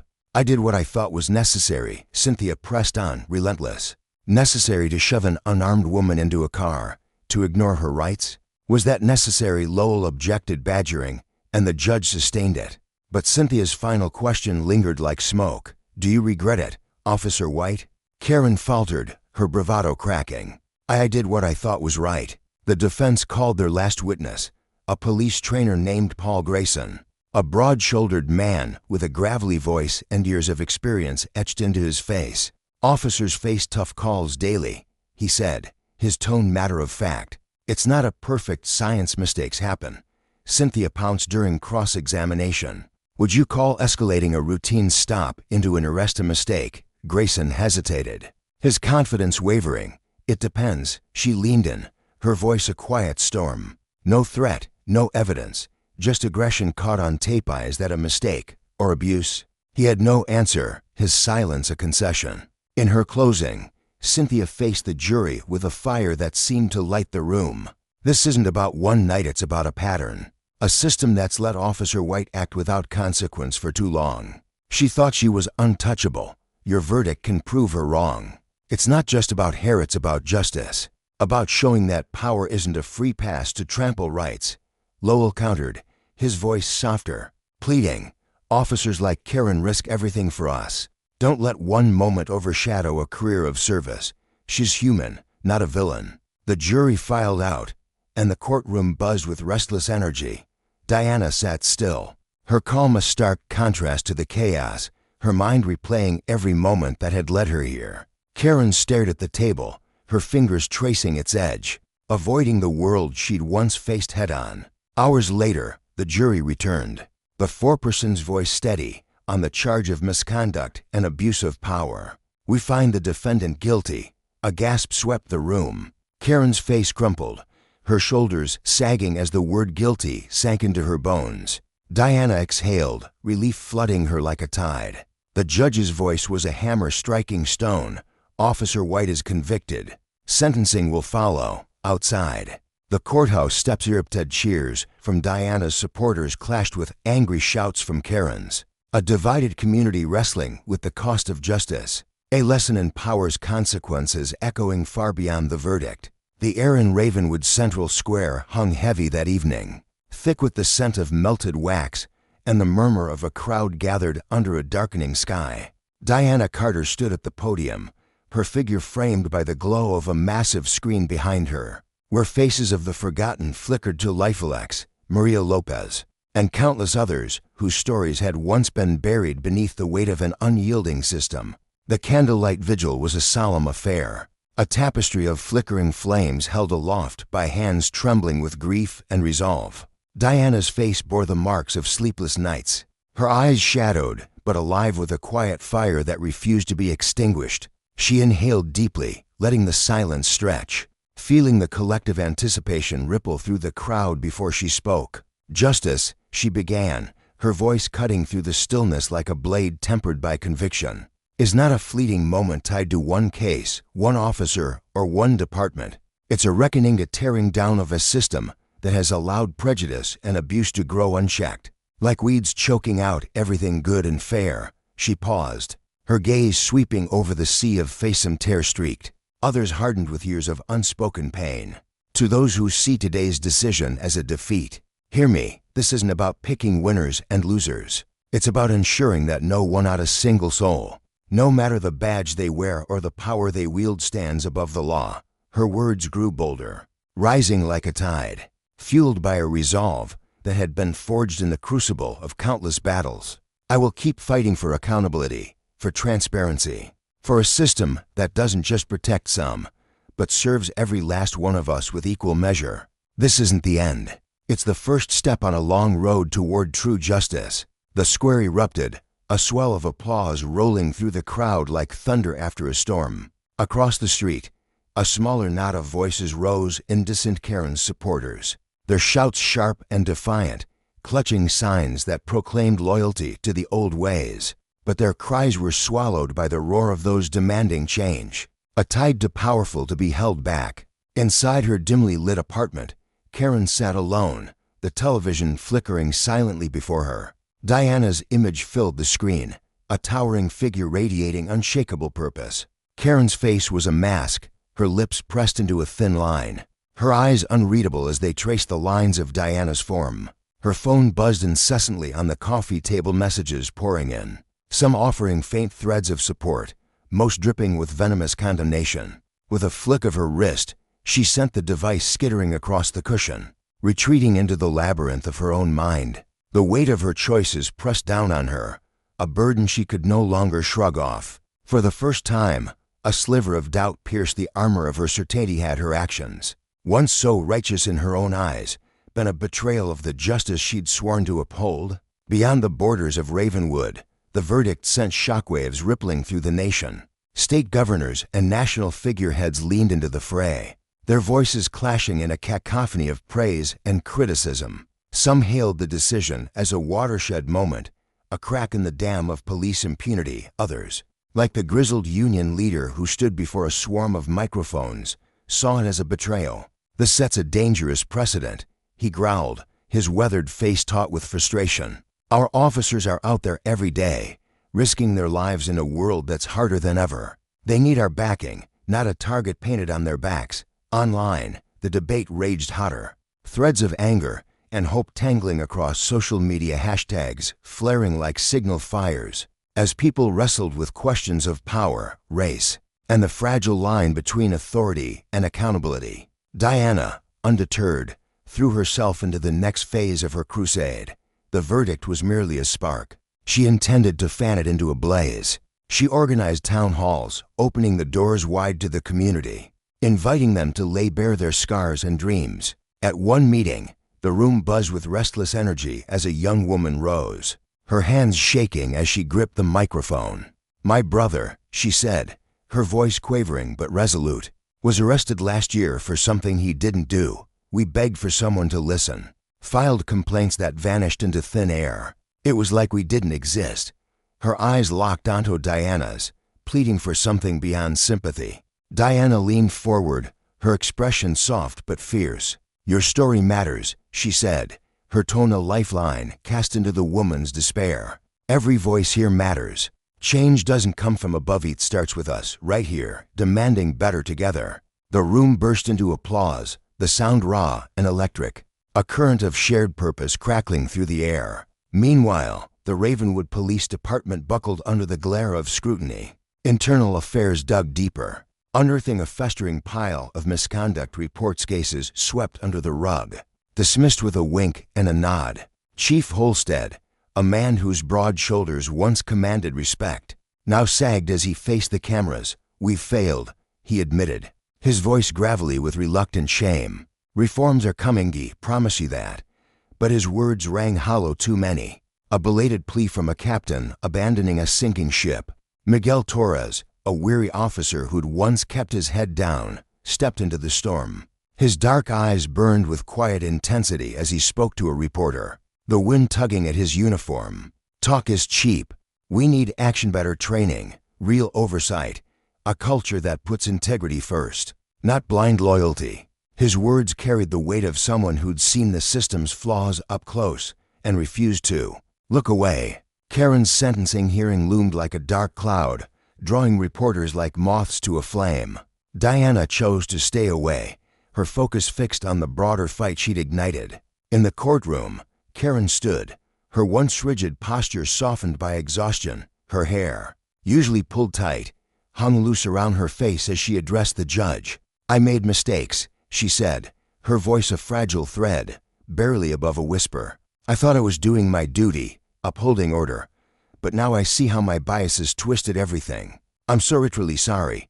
The gallery stirred, a mix of murmurs, some softened by her vulnerability, others hardened by skepticism, seeing only a bid for leniency. The judge's gavel fell, delivering probation, community service, and mandatory training on bias and de-escalation.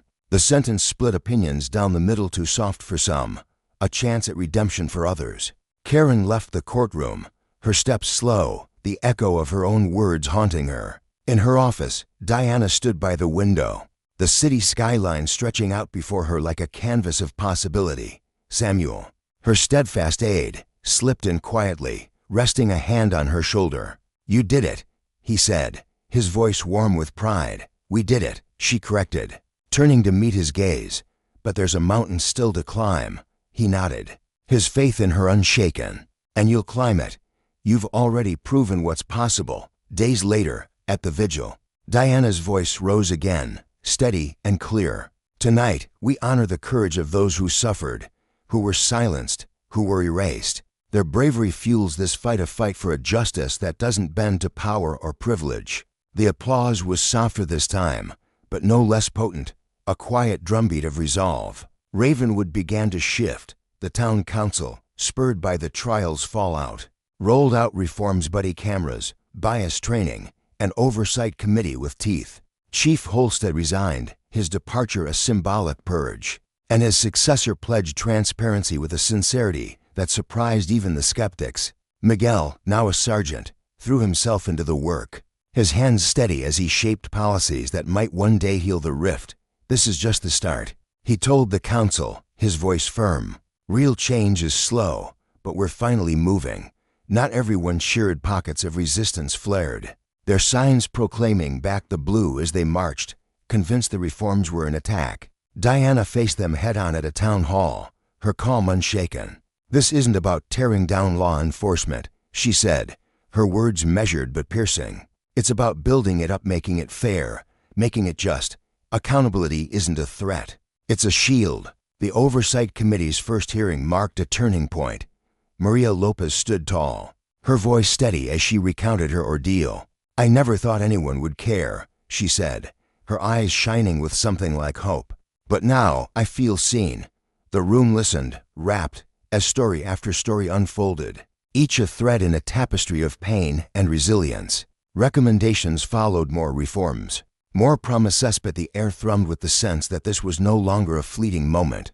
Diana's vision stretched beyond Ravenwood, linking arms with lawmakers to push for statewide change: oversight boards, community safety funds, a new blueprint for justice. On a national stage, she spoke with quiet power. "This fight is a marathon, not a sprint. We'll stumble, but every step forward brings us closer to a world where dignity isn't a privilege, it's a right." Back home, Ravenwood stitched itself together. Dialogues sprang up, officers and citizens trading stories over coffee, schools teaching kids the weight of their rights. At a community event, Alex approached Diana, his smile tentative but real. "Thank you," he said, his voice thick, "for believing in us." She gripped his shoulder, her eyes fierce with purpose. "This was always about all of us, Alex, and it's not over. We keep going together." The lesson was clear. Justice wasn't a gift bestowed from on high, but a garden cultivated through relentless care. And when power overreached, its consequences didn't just wound the awakened, a reckoning. On a tranquil morning, Diana stood just beyond the glass doors of her office, her gaze sweeping over the sprawling city skyline that stretched out before Ravenwood. The air was crisp, tinged with the faint promise of spring, yet it carried a heaviness that mirrored the burden she'd borne over the past few months. Those days had been a storm of revelations and struggles, each one leaving its mark on her soul. But alongside that weight shimmered a fragile, persistent hope, a quiet ember glowing brighter with every step toward the future she dared to envision. She adjusted her coat, feeling the cool breeze tug at its hem when Samuel approached, his footsteps soft against the pavement. In his hand, he cradled a steaming cup of coffee, its rich aroma curling into the air like an offering. "Busy day ahead?" he asked, his voice warm, a playful smile tugging at the corners of his mouth. Diana turned to him, her lips curving into a faint grin, a spark of humor dancing in her tired eyes. "Always," she replied, her tone light but threaded with an undercurrent of resolve. "But it's the kind of busy that feels right, like we're finally moving the needle." Samuel nodded, his expression softening as he studied her. "You've already made a difference, you know," he said, his words deliberate, carrying the weight of truth. Diana met his gaze, her dark eyes igniting with a fierce determination that had grown sharper over time. "We've made a difference," she corrected, emphasizing the collective effort that had brought them this far. But there's still a mountain left to climb. As the sun ascended, its golden rays spilled over Ravenwood, bathing the town in a light that felt almost cleansing. The streets below buzzed faintly with the stirrings of life shopkeepers unlocking doors, children racing toward school, the hum of early traffic weaving through the quiet. Ravenwood teetered on the edge of transformation, a community once shadowed by complacency, now awakening to the possibility of something greater. The road to justice had been a grueling one, paved with obstacles that tested their resolve at every turn. Corrupt officials exposed, buried truths unearthed, and the ever-present resistance of those who thrived on the status quo. Yet the events of recent months had ignited a spark of proof. Change wasn't just a distant dream. It was a tangible force forged through courage, unshakable unity, and a relentless refusal to back down. Diana Carter's crusade had reshaped Ravenwood not merely as a personal victory, but as a rallying cry for a town tired of being silenced. Her fight wasn't hers alone. It was a beacon, illuminating the power within a community to rise up, to demand accountability, to insist on fairness where it had long been denied. The lesson was stark and universal. Justice isn't handed down from on high. It's seized by those bold enough to claim it, persistent enough to pursue it, and united enough to protect it. The abuse of power, once a quiet menace in Ravenwood's corners, had been laid bare, and its consequences reverberated a warning that authority unchecked breeds ruin, while justice upheld restores hope.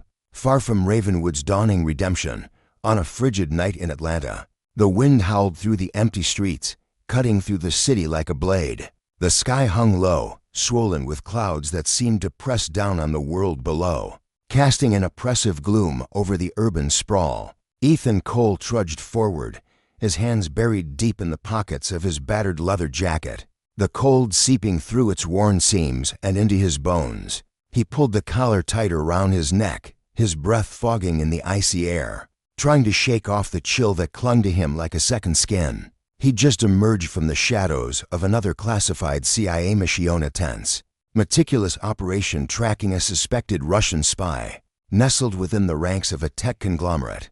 The assignment had unfolded with precision, another success etched into the invisible ledger of his career.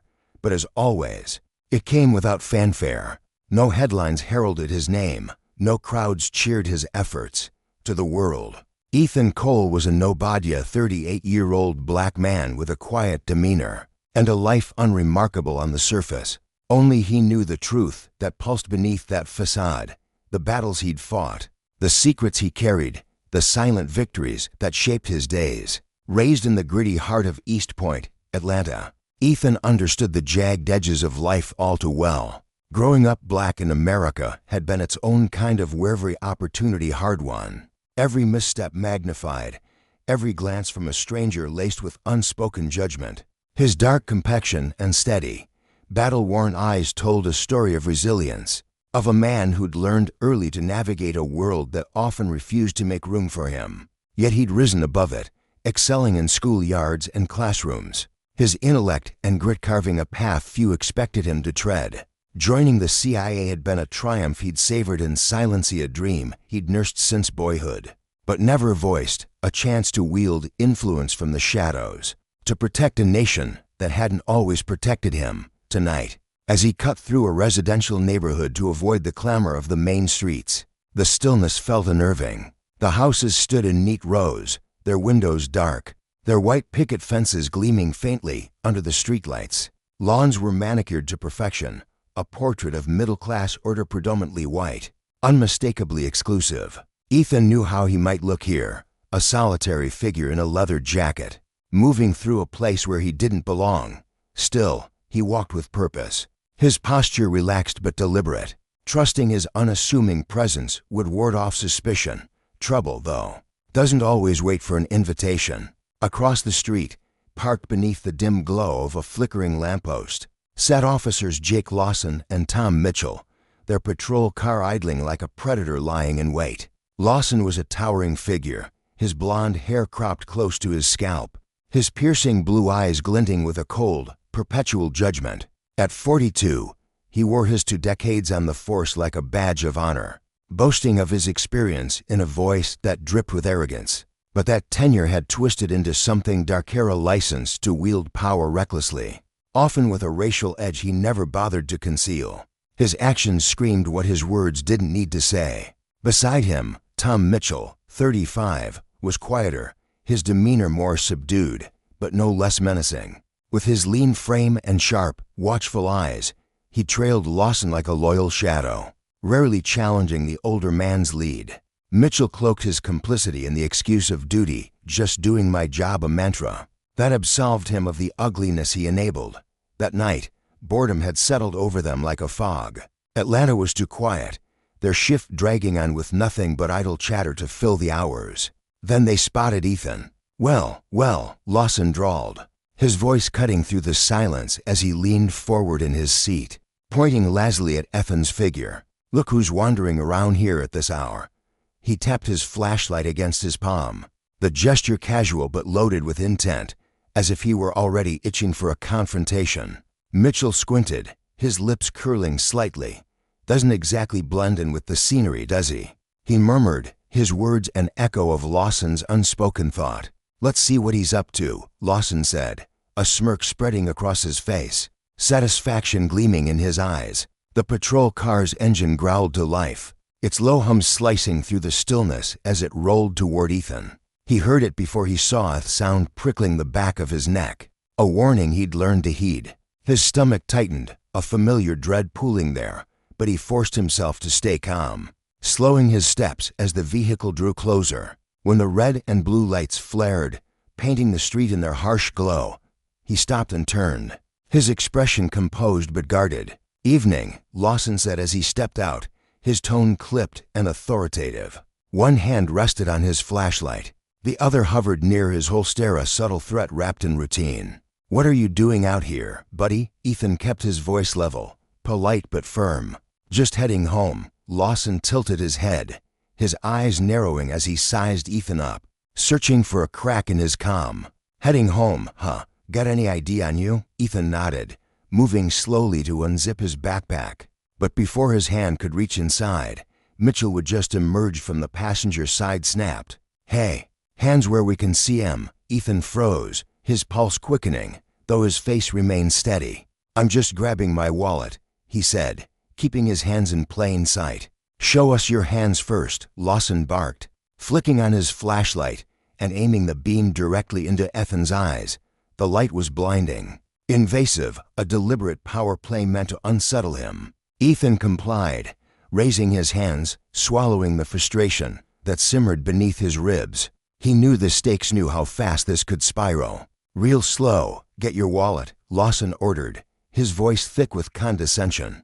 Ethan handed it over, and Lawson took it with exaggerated care, flipping through it as if hunting for a hidden crime. He glanced up, his gaze raking over Ethan. East Point. Huh, you're a long way from there, aren't you? His tone was accusatory, edged with suspicion. I work in the city, Ethan replied, his patience thinning, but his voice still controlled. Just passing through. Mitchell stepped closer, peering at the backpack slung over Ethan's shoulder. What's in there? He asked, his tone sharp. Personal stuff, claws, a tablet, nothing special, Ethan said, but before he could offer to open it, Lawson nodded at Mitchell. Check it. What followed was a slow, deliberate humiliation. Mitchell upended the bag, spilling Ethan's belongings onto the sidewalk, clothes tumbling into the dirt, his tablet clattering against the pavement. Lawson watched, a faint smirk playing on his lips, while Ethan stood motionless, his jaw tight, his anger a coiled spring he couldn't release. Where'd you say you live again? Lawson asked, not waiting for an answer. East Point. Ethan repeated, his voice taut. And you're here this late? Lawson stepped closer, crowding Ethan's space, his presence suffocating. I've already told you, Ethan said, drawing a deep breath, sensing that more words would only feed their game. But Lawson glanced at Mitchell, a silent signal passing between them. This doesn't add up, Lawson said, his voice hardening. I think we've got a problem here.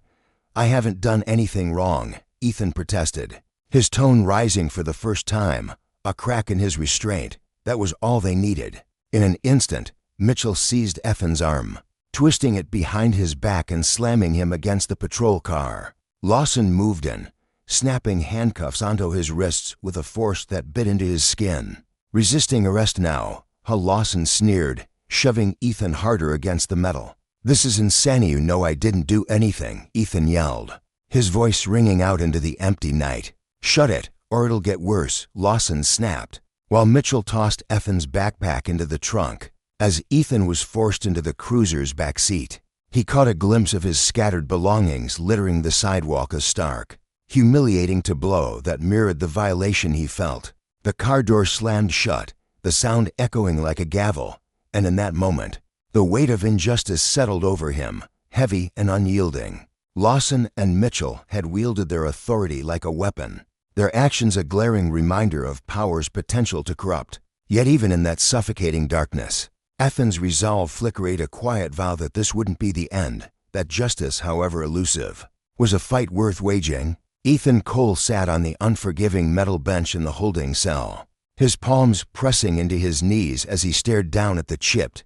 gray concrete beneath his feet. The air was thick with the damp chill of neglect, the faint hum of flickering fluorescent lights overhead, barely drowning out the distant clamor of ringing phones and muffled voices drifting from the front desk.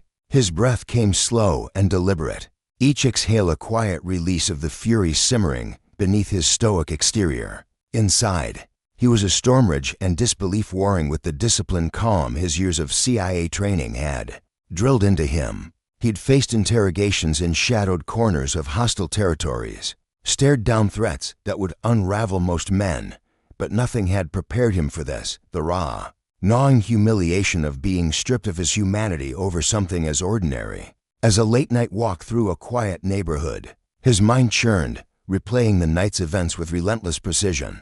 The memory of officers Jake Lawson and Tom Mitchell loomed, Largellison's sneering voice, cutting through the stillness, dripping with mockery as he barked accusations, while Mitchell's quieter presence lingered like a shadow, complicit in every barbed word. They'd descended on him without warning, flashlights blinding, hands rough as they shoved him against the patrol car. Sarcasm had been their weapon of choice. "What's a guy like you doing out here?" Lawson had sneered, his tone laced with venom while they rummaged through his bag, tossing out meaningless claims of suspicious items they'd never bothered to substantiate. Ethan had stayed silent then, biting back the retorts that burned in his throat. He knew the game too well, and what he spoke could be twisted into a noose to hang him with.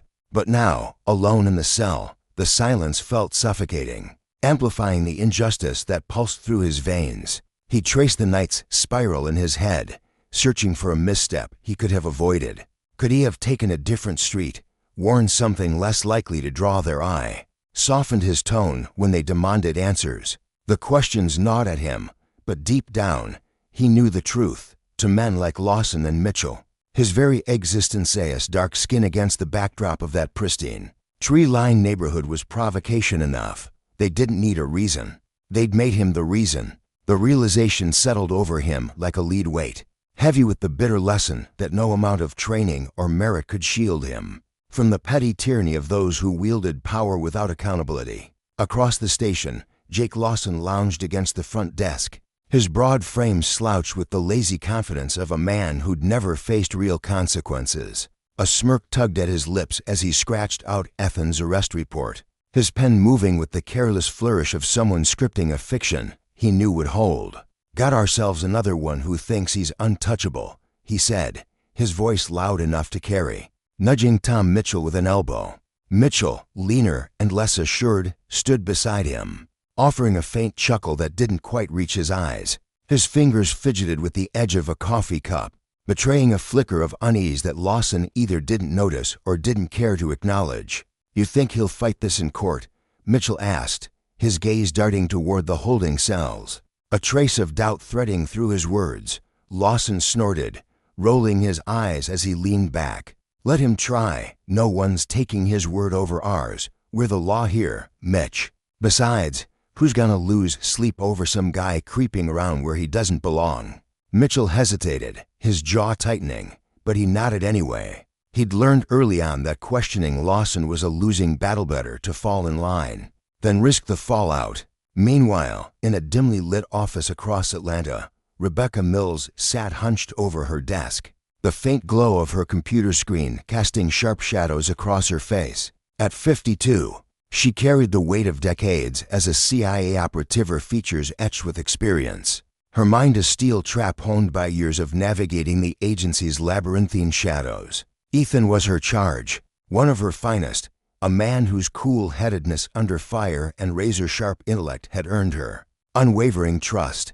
When the alert about his detainment flashed across her screen, her stomach dropped, a rare crack in her composure. She knew what this meant not just for Ethan, but for the delicate web of covert operations he anchored. A simple arrest could unravel years of work, exposing not only him, but the agency itself to scrutiny it couldn't withstand.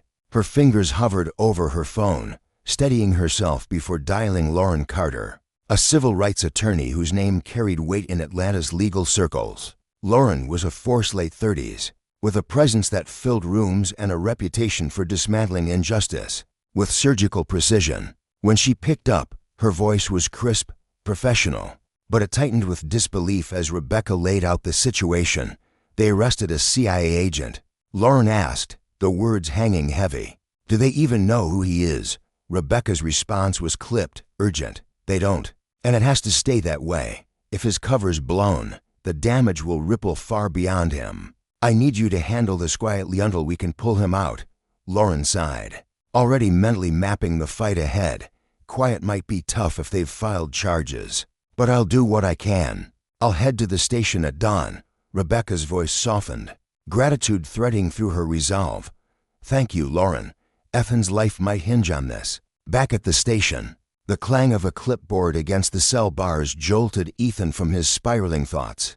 Lawson stood there, his grin wide and mocking. "Wake up, buddy," he drawled, his tone dripping with fake cheer. "You're in for a long stay, so get cozy." Ethan lifted his head, meeting Lawson's gaze with a look that betrayed nothing, no fear, no submission, just a quiet fire smoldering in his dark eyes. Lawson leaned closer, his breath sour against the bars. "What's wrong? Kid got your tongue? Could have made this easier if you'd just come clean from the jump." Ethan's voice cut through the taunt, steady and low. "I was honest. You just didn't want to listen." For a fleeting moment, Lawson's smirk faltered, annoyance flashing across his face. "Watch it, Cole. You don't want to dig yourself deeper." Ethan didn't flinch. "You did that the second you cuffed me." Lawson stared, his bravado wavering, then turned away with a dismissive mutter. "Suit yourself." As the door slammed shut, Ethan leaned back against the cold wall, the rough texture biting into his shoulders.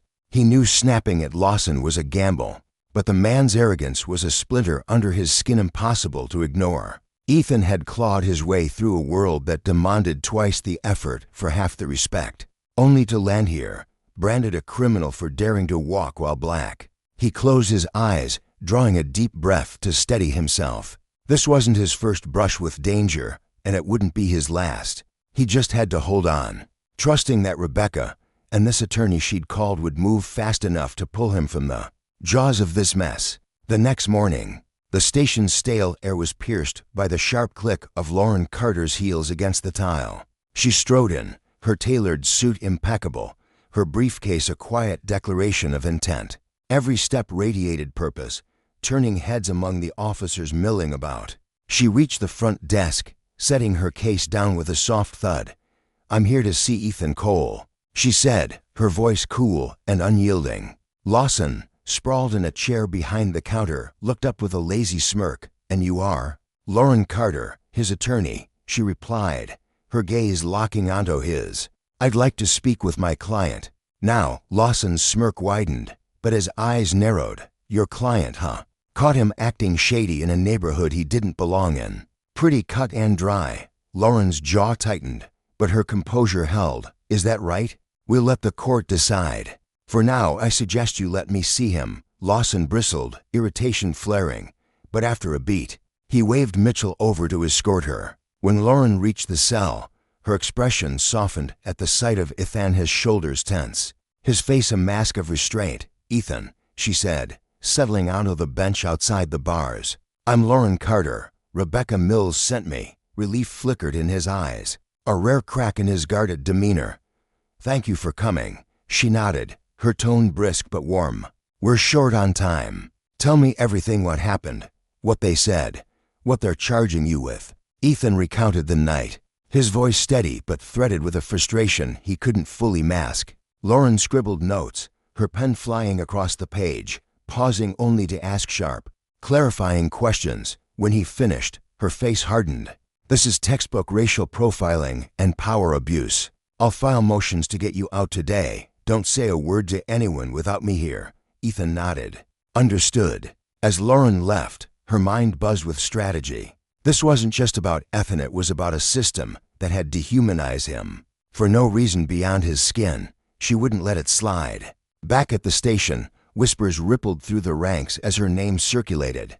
Mitchell's unease deepened, his fingers tapping nervously against his desk, while Lawson scoffed, brushing her off as a loudmouth lawyer. He had no idea he'd just stepped into a fight he couldn't win. Days later, the courthouse buzzed with tension as Lauren strode through its echoing halls, her heels a steady drumbeat of resolve. She'd spent sleepless nights building Ethan's defense, dissecting the flimsy arrest report, securing grainy doorbell footage from a nearby home, digging into Lawson and Mitchell's histories. What she found was a grim pattern, stops cloaked as suspicious behavior, disproportionately targeting men who looked like Ethan. It wasn't a surprise, but it fueled her fire. Ethan sat at the defense table, a borrowed suit hanging slightly loose on his frame, his hands clasped to still their faint tremble. The room pressed into murmurs of spectators, the cold stares from Lawson and Mitchell across the aisle. His training kept him steady, but this wasn't a mission in the dark. It was his life laid bare. The judge entered, a stern woman with graying hair, and Lauren rose, her voice cutting through the hum. "Your Honor, this isn't law enforcement doing its duty. This is racial profiling and abuse of power, plain and simple." She paused, letting the accusation settle. Mr. Cole's only crime was walking home. These officers escalated a baseless stop into a deliberate attempt to degrade him. She presented the doorbell footage, Ethan's calm stride, hands visible, shattered by Lawson's aggressive approach, Mitchell's silent complicity clear in the frame. The audio crackled with their condescension, Ethan's compliance drowned out by their lies. The room stilled, even the prosecutor, David Shepard, shifting uneasily as the truth played out. Lawson's face tightened, his bravado cracking, while Mitchell avoided his gaze, guilt flickering in his hunched posture. Shepard tried to deflect. Officers make split-second calls to protect the community. But Lauren pounced. Split second. They had no cause to stop him. This wasn't protection, it was targeting. The judge raised a hand, her expression unreadable. "Enough for now, we'll break for lunch." In a cramped conference room, Ethan sat with Lauren, his fingers drumming a restless rhythm. "They don't care about truth," he said, his voice low. "They care about covering their own." Lauren nodded. "That's why we keep pushing. This isn't over." Rebecca slipped in, her presence a quiet anchor. "We've got you, Ethan," she said, her hand resting briefly on his. For the first time in days, he felt a spark of hope. The afternoon unraveled Lawson and Mitchell further. Witness a nervous local who'd faced Lawson's baseless stops. A woman who'd seen Mitchell stand by as Lawson bullied painted a damning picture. Lawson took the stand, his arrogance unshaken, claiming Ethan's instinctive threat. Lauren tore into him, instinct or bias, his jaw clenched as she listed prior complaints, his denials ringing hollow. By day's end, Shepard's case crumbled, his arguments frail against Lauren's relentless assault. Outside, protesters swelled, signs demanding justice for Ethan piercing the evening air. He stepped out with Lauren and Rebecca, the weight of their chance sinking in. "This isn't just about me," he murmured. Lauren's eyes met his. "No, but it could change things." Rebecca squeezed his shoulder, one step at a time. As the crowd roared, Ethan felt the shift. This fight was bigger than him, a reckoning for a system that thrived on unchecked power. Justice, he realized, wasn't just his salvation. It was a warning to those who thought they could abuse it without consequence. The toll of the ordeal weighed heavily on Ethan Cole, a burden that extended far beyond his own heart and mind, rippling outward to touch everyone entangled in the mess. He could feel it in the strange silences that hung between him and his allies, in the sleepless nights that left his eyes hollow, and in the quiet moments when he wondered if he'd ever reclaim the life he'd once known. The CIA, ever the master of public shadows, kept its hands clean in the eyes of the world. But behind closed doors, Rebecca was a force of nature. She moved with the precision of a chess grandmaster, pulling strings and calling in favors to shield Ethan's career and his very existence from crumbling under the weight of this nightmare. Her determination was a lifeline he clung to, even as doubt gnawed at him. The courtroom buzzed with tension as the day's proceedings unfolded, the air thick with anticipation and the faint hum of whispered conversations. The prosecution, desperate to cement their case, summoned their final witnesses, a character witness who vouched for the officer's integrity, and a so-called expert on police protocol.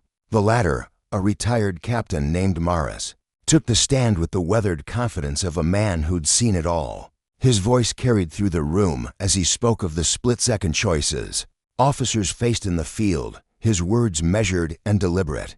Officer Lawson and Officer Mitchell acted within the boundaries of their training, he declared. His chin lifted slightly as if daring anyone to challenge him. Given the circumstances, their actions were reasonable.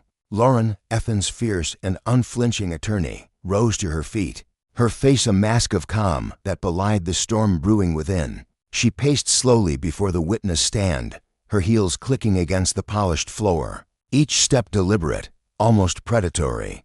"Captain Morris," she began, her voice smooth but edged with steel.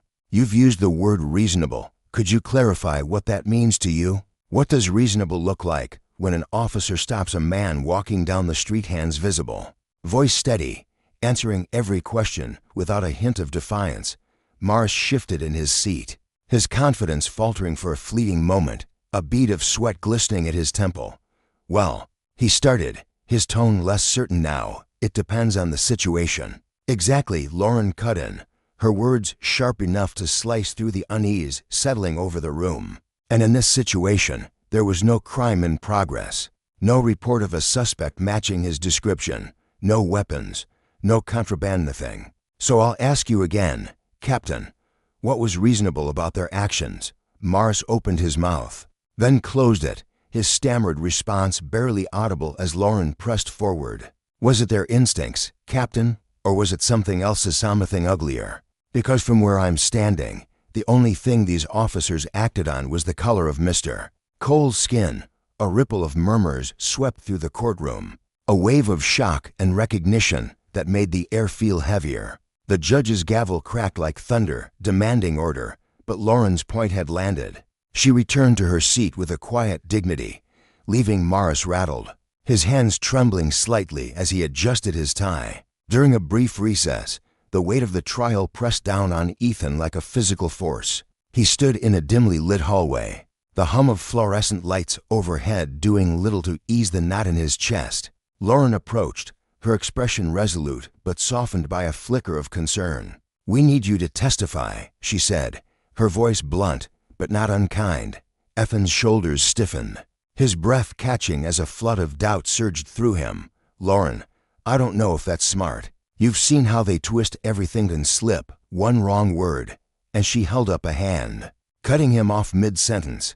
"I know the risks, Ethan, but you're the only one who can make them feel this. They need to hear it from you, not just as a black man, but as a person.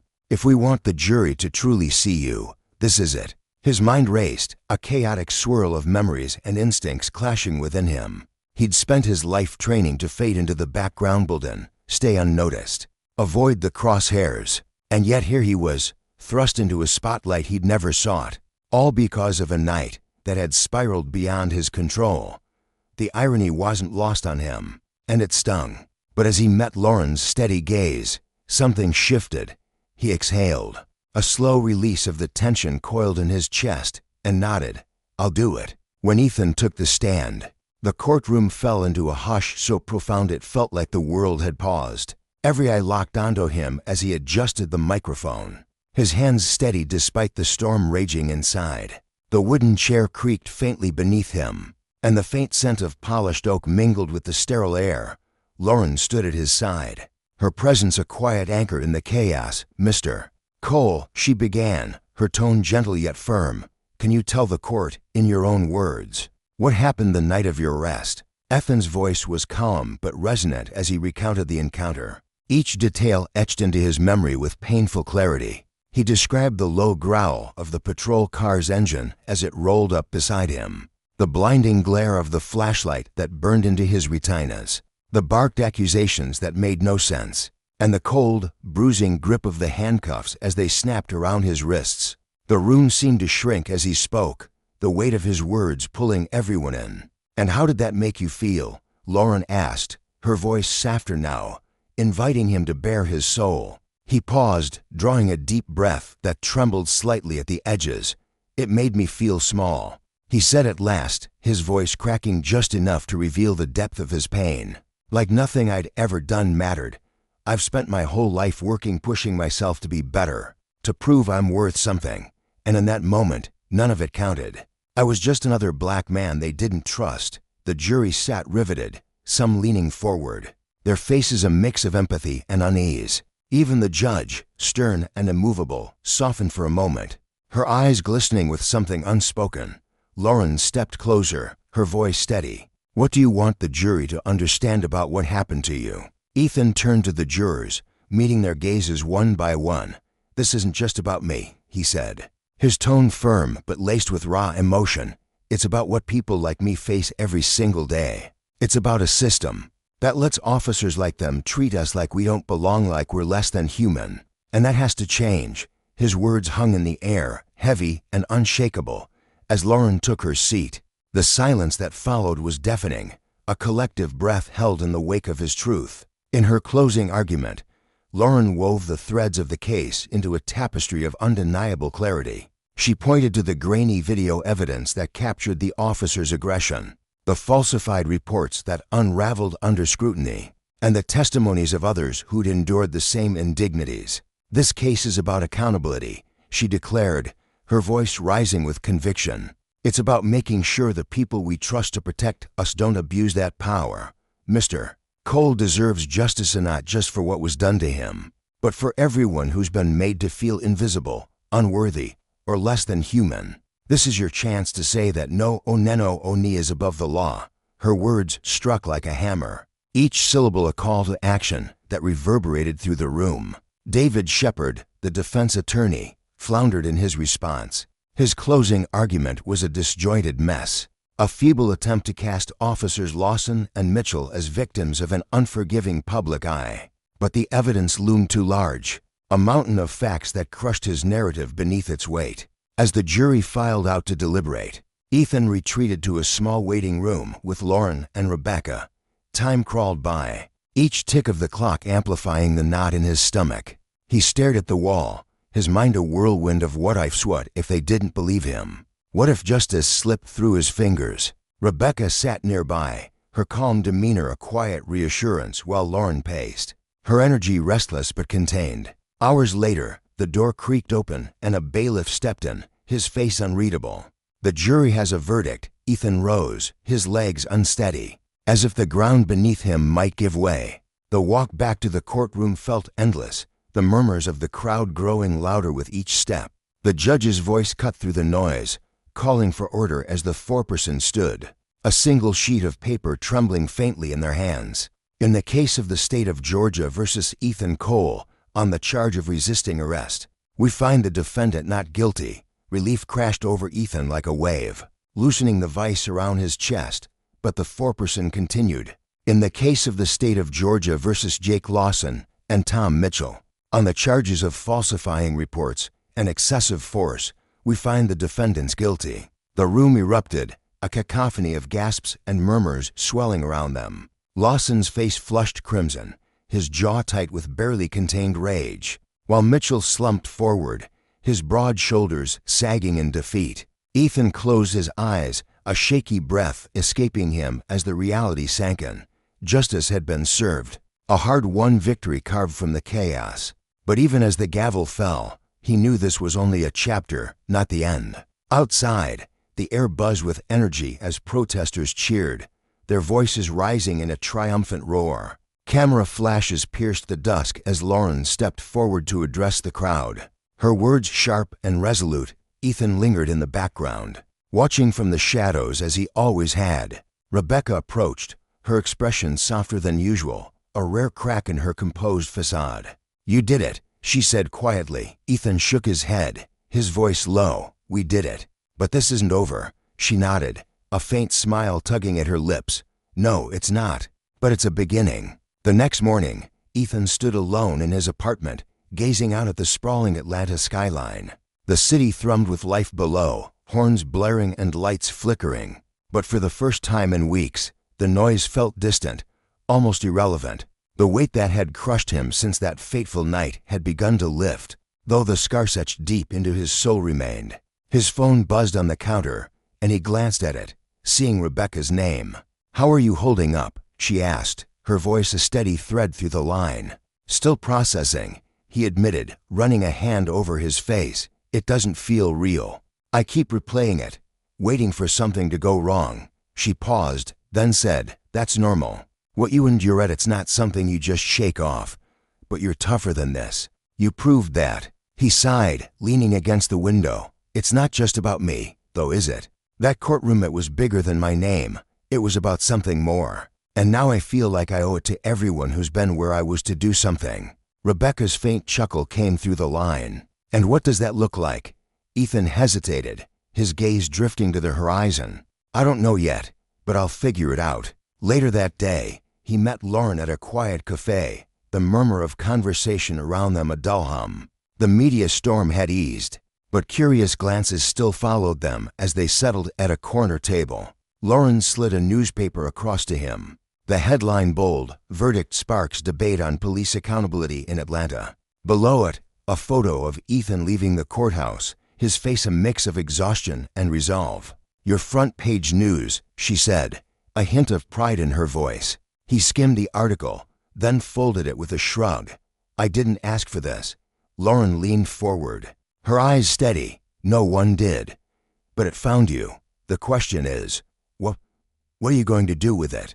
He met her gaze, a spark igniting within him. "I've been thinking about that. I want to turn this into something, help others, make sure this stops happening." She nodded, a slow smile spreading. "Your story's got power, Ethan. You've got a platform now, whether you wanted it or not. People are listening." His jaw tightened with resolve. "I don't just want to talk. I want to do something. I've spent years in the shadows, Smabe. It's time to step out." Lauren's smile widened. "I think you're ready." In the weeks that followed, Ethan threw himself into the fight. He met with community leaders who welcomed him with open arms, activists whose passion fueled his own, and legal experts who laid bare the systemic rot that had enabled Lawson and Mitchell. He stood at town halls, his voice growing stronger with each word, spoke at schools where young faces looked to him with hope, and mentored black teens who saw in him a mirror of their own struggles. The CIA, guided by Rebecca's steady hand, supported him from the sidelines, ensuring his advocacy didn't derail his covert work. "You've always walked a tightrope," she told him during one of their late-night talks, her tone warm but firm. "This is just a new version of it." He nodded, a faint smile breaking through. "Except now, I'm not hiding." Months later, Atlanta began to shift. Ethan's case had ignited a fire, prompting an internal review that saw corrupt officers stripped of their badges. Mandatory bias training rolled out across the police force, and the community's demand for accountability grew louder, more insistent. At a commemorative event marking the anniversary of his trial, Ethan stood on a stage before hundreds, signs waving in the crowd, "Justice for all," "End racial profiling." The energy pulsed through the air, raw and electric. "Good evening," he began, his voice cutting through the noise. "When I stood in that courtroom, I wasn't just fighting for my freedom. I was fighting to be seen, to be treated as human. We won that fight, but the war's not over." He paused, scanning the sea of faces. "This isn't about one case or one man. It's about a system that's silenced too many for too long. But tonight, with all of you here, I know we can change it together." The crowd roared, their applause a thunderous wave that rolled into the night. Later, back in his apartment, Ethan scrolled through messages of support on his phone. A text from Lauren lighting up the screen. "You killed it tonight. Proud of you." He smiled, setting the device aside. For the first time in months, peace settled over him, not because the battle was won, but because he knew he was on the right path. Ethan Cole had lived as a ghost, safeguarding his country from the shadows. But now, he stepped into the light not just as an agent, but as a voice, a force, a beacon of resilience. The lesson was clear. Justice wasn't a gift bestowed from on high, it was a fire forged in struggle, a flame that burned brighter when power was held to account. And for Ethan, this was only the beginning.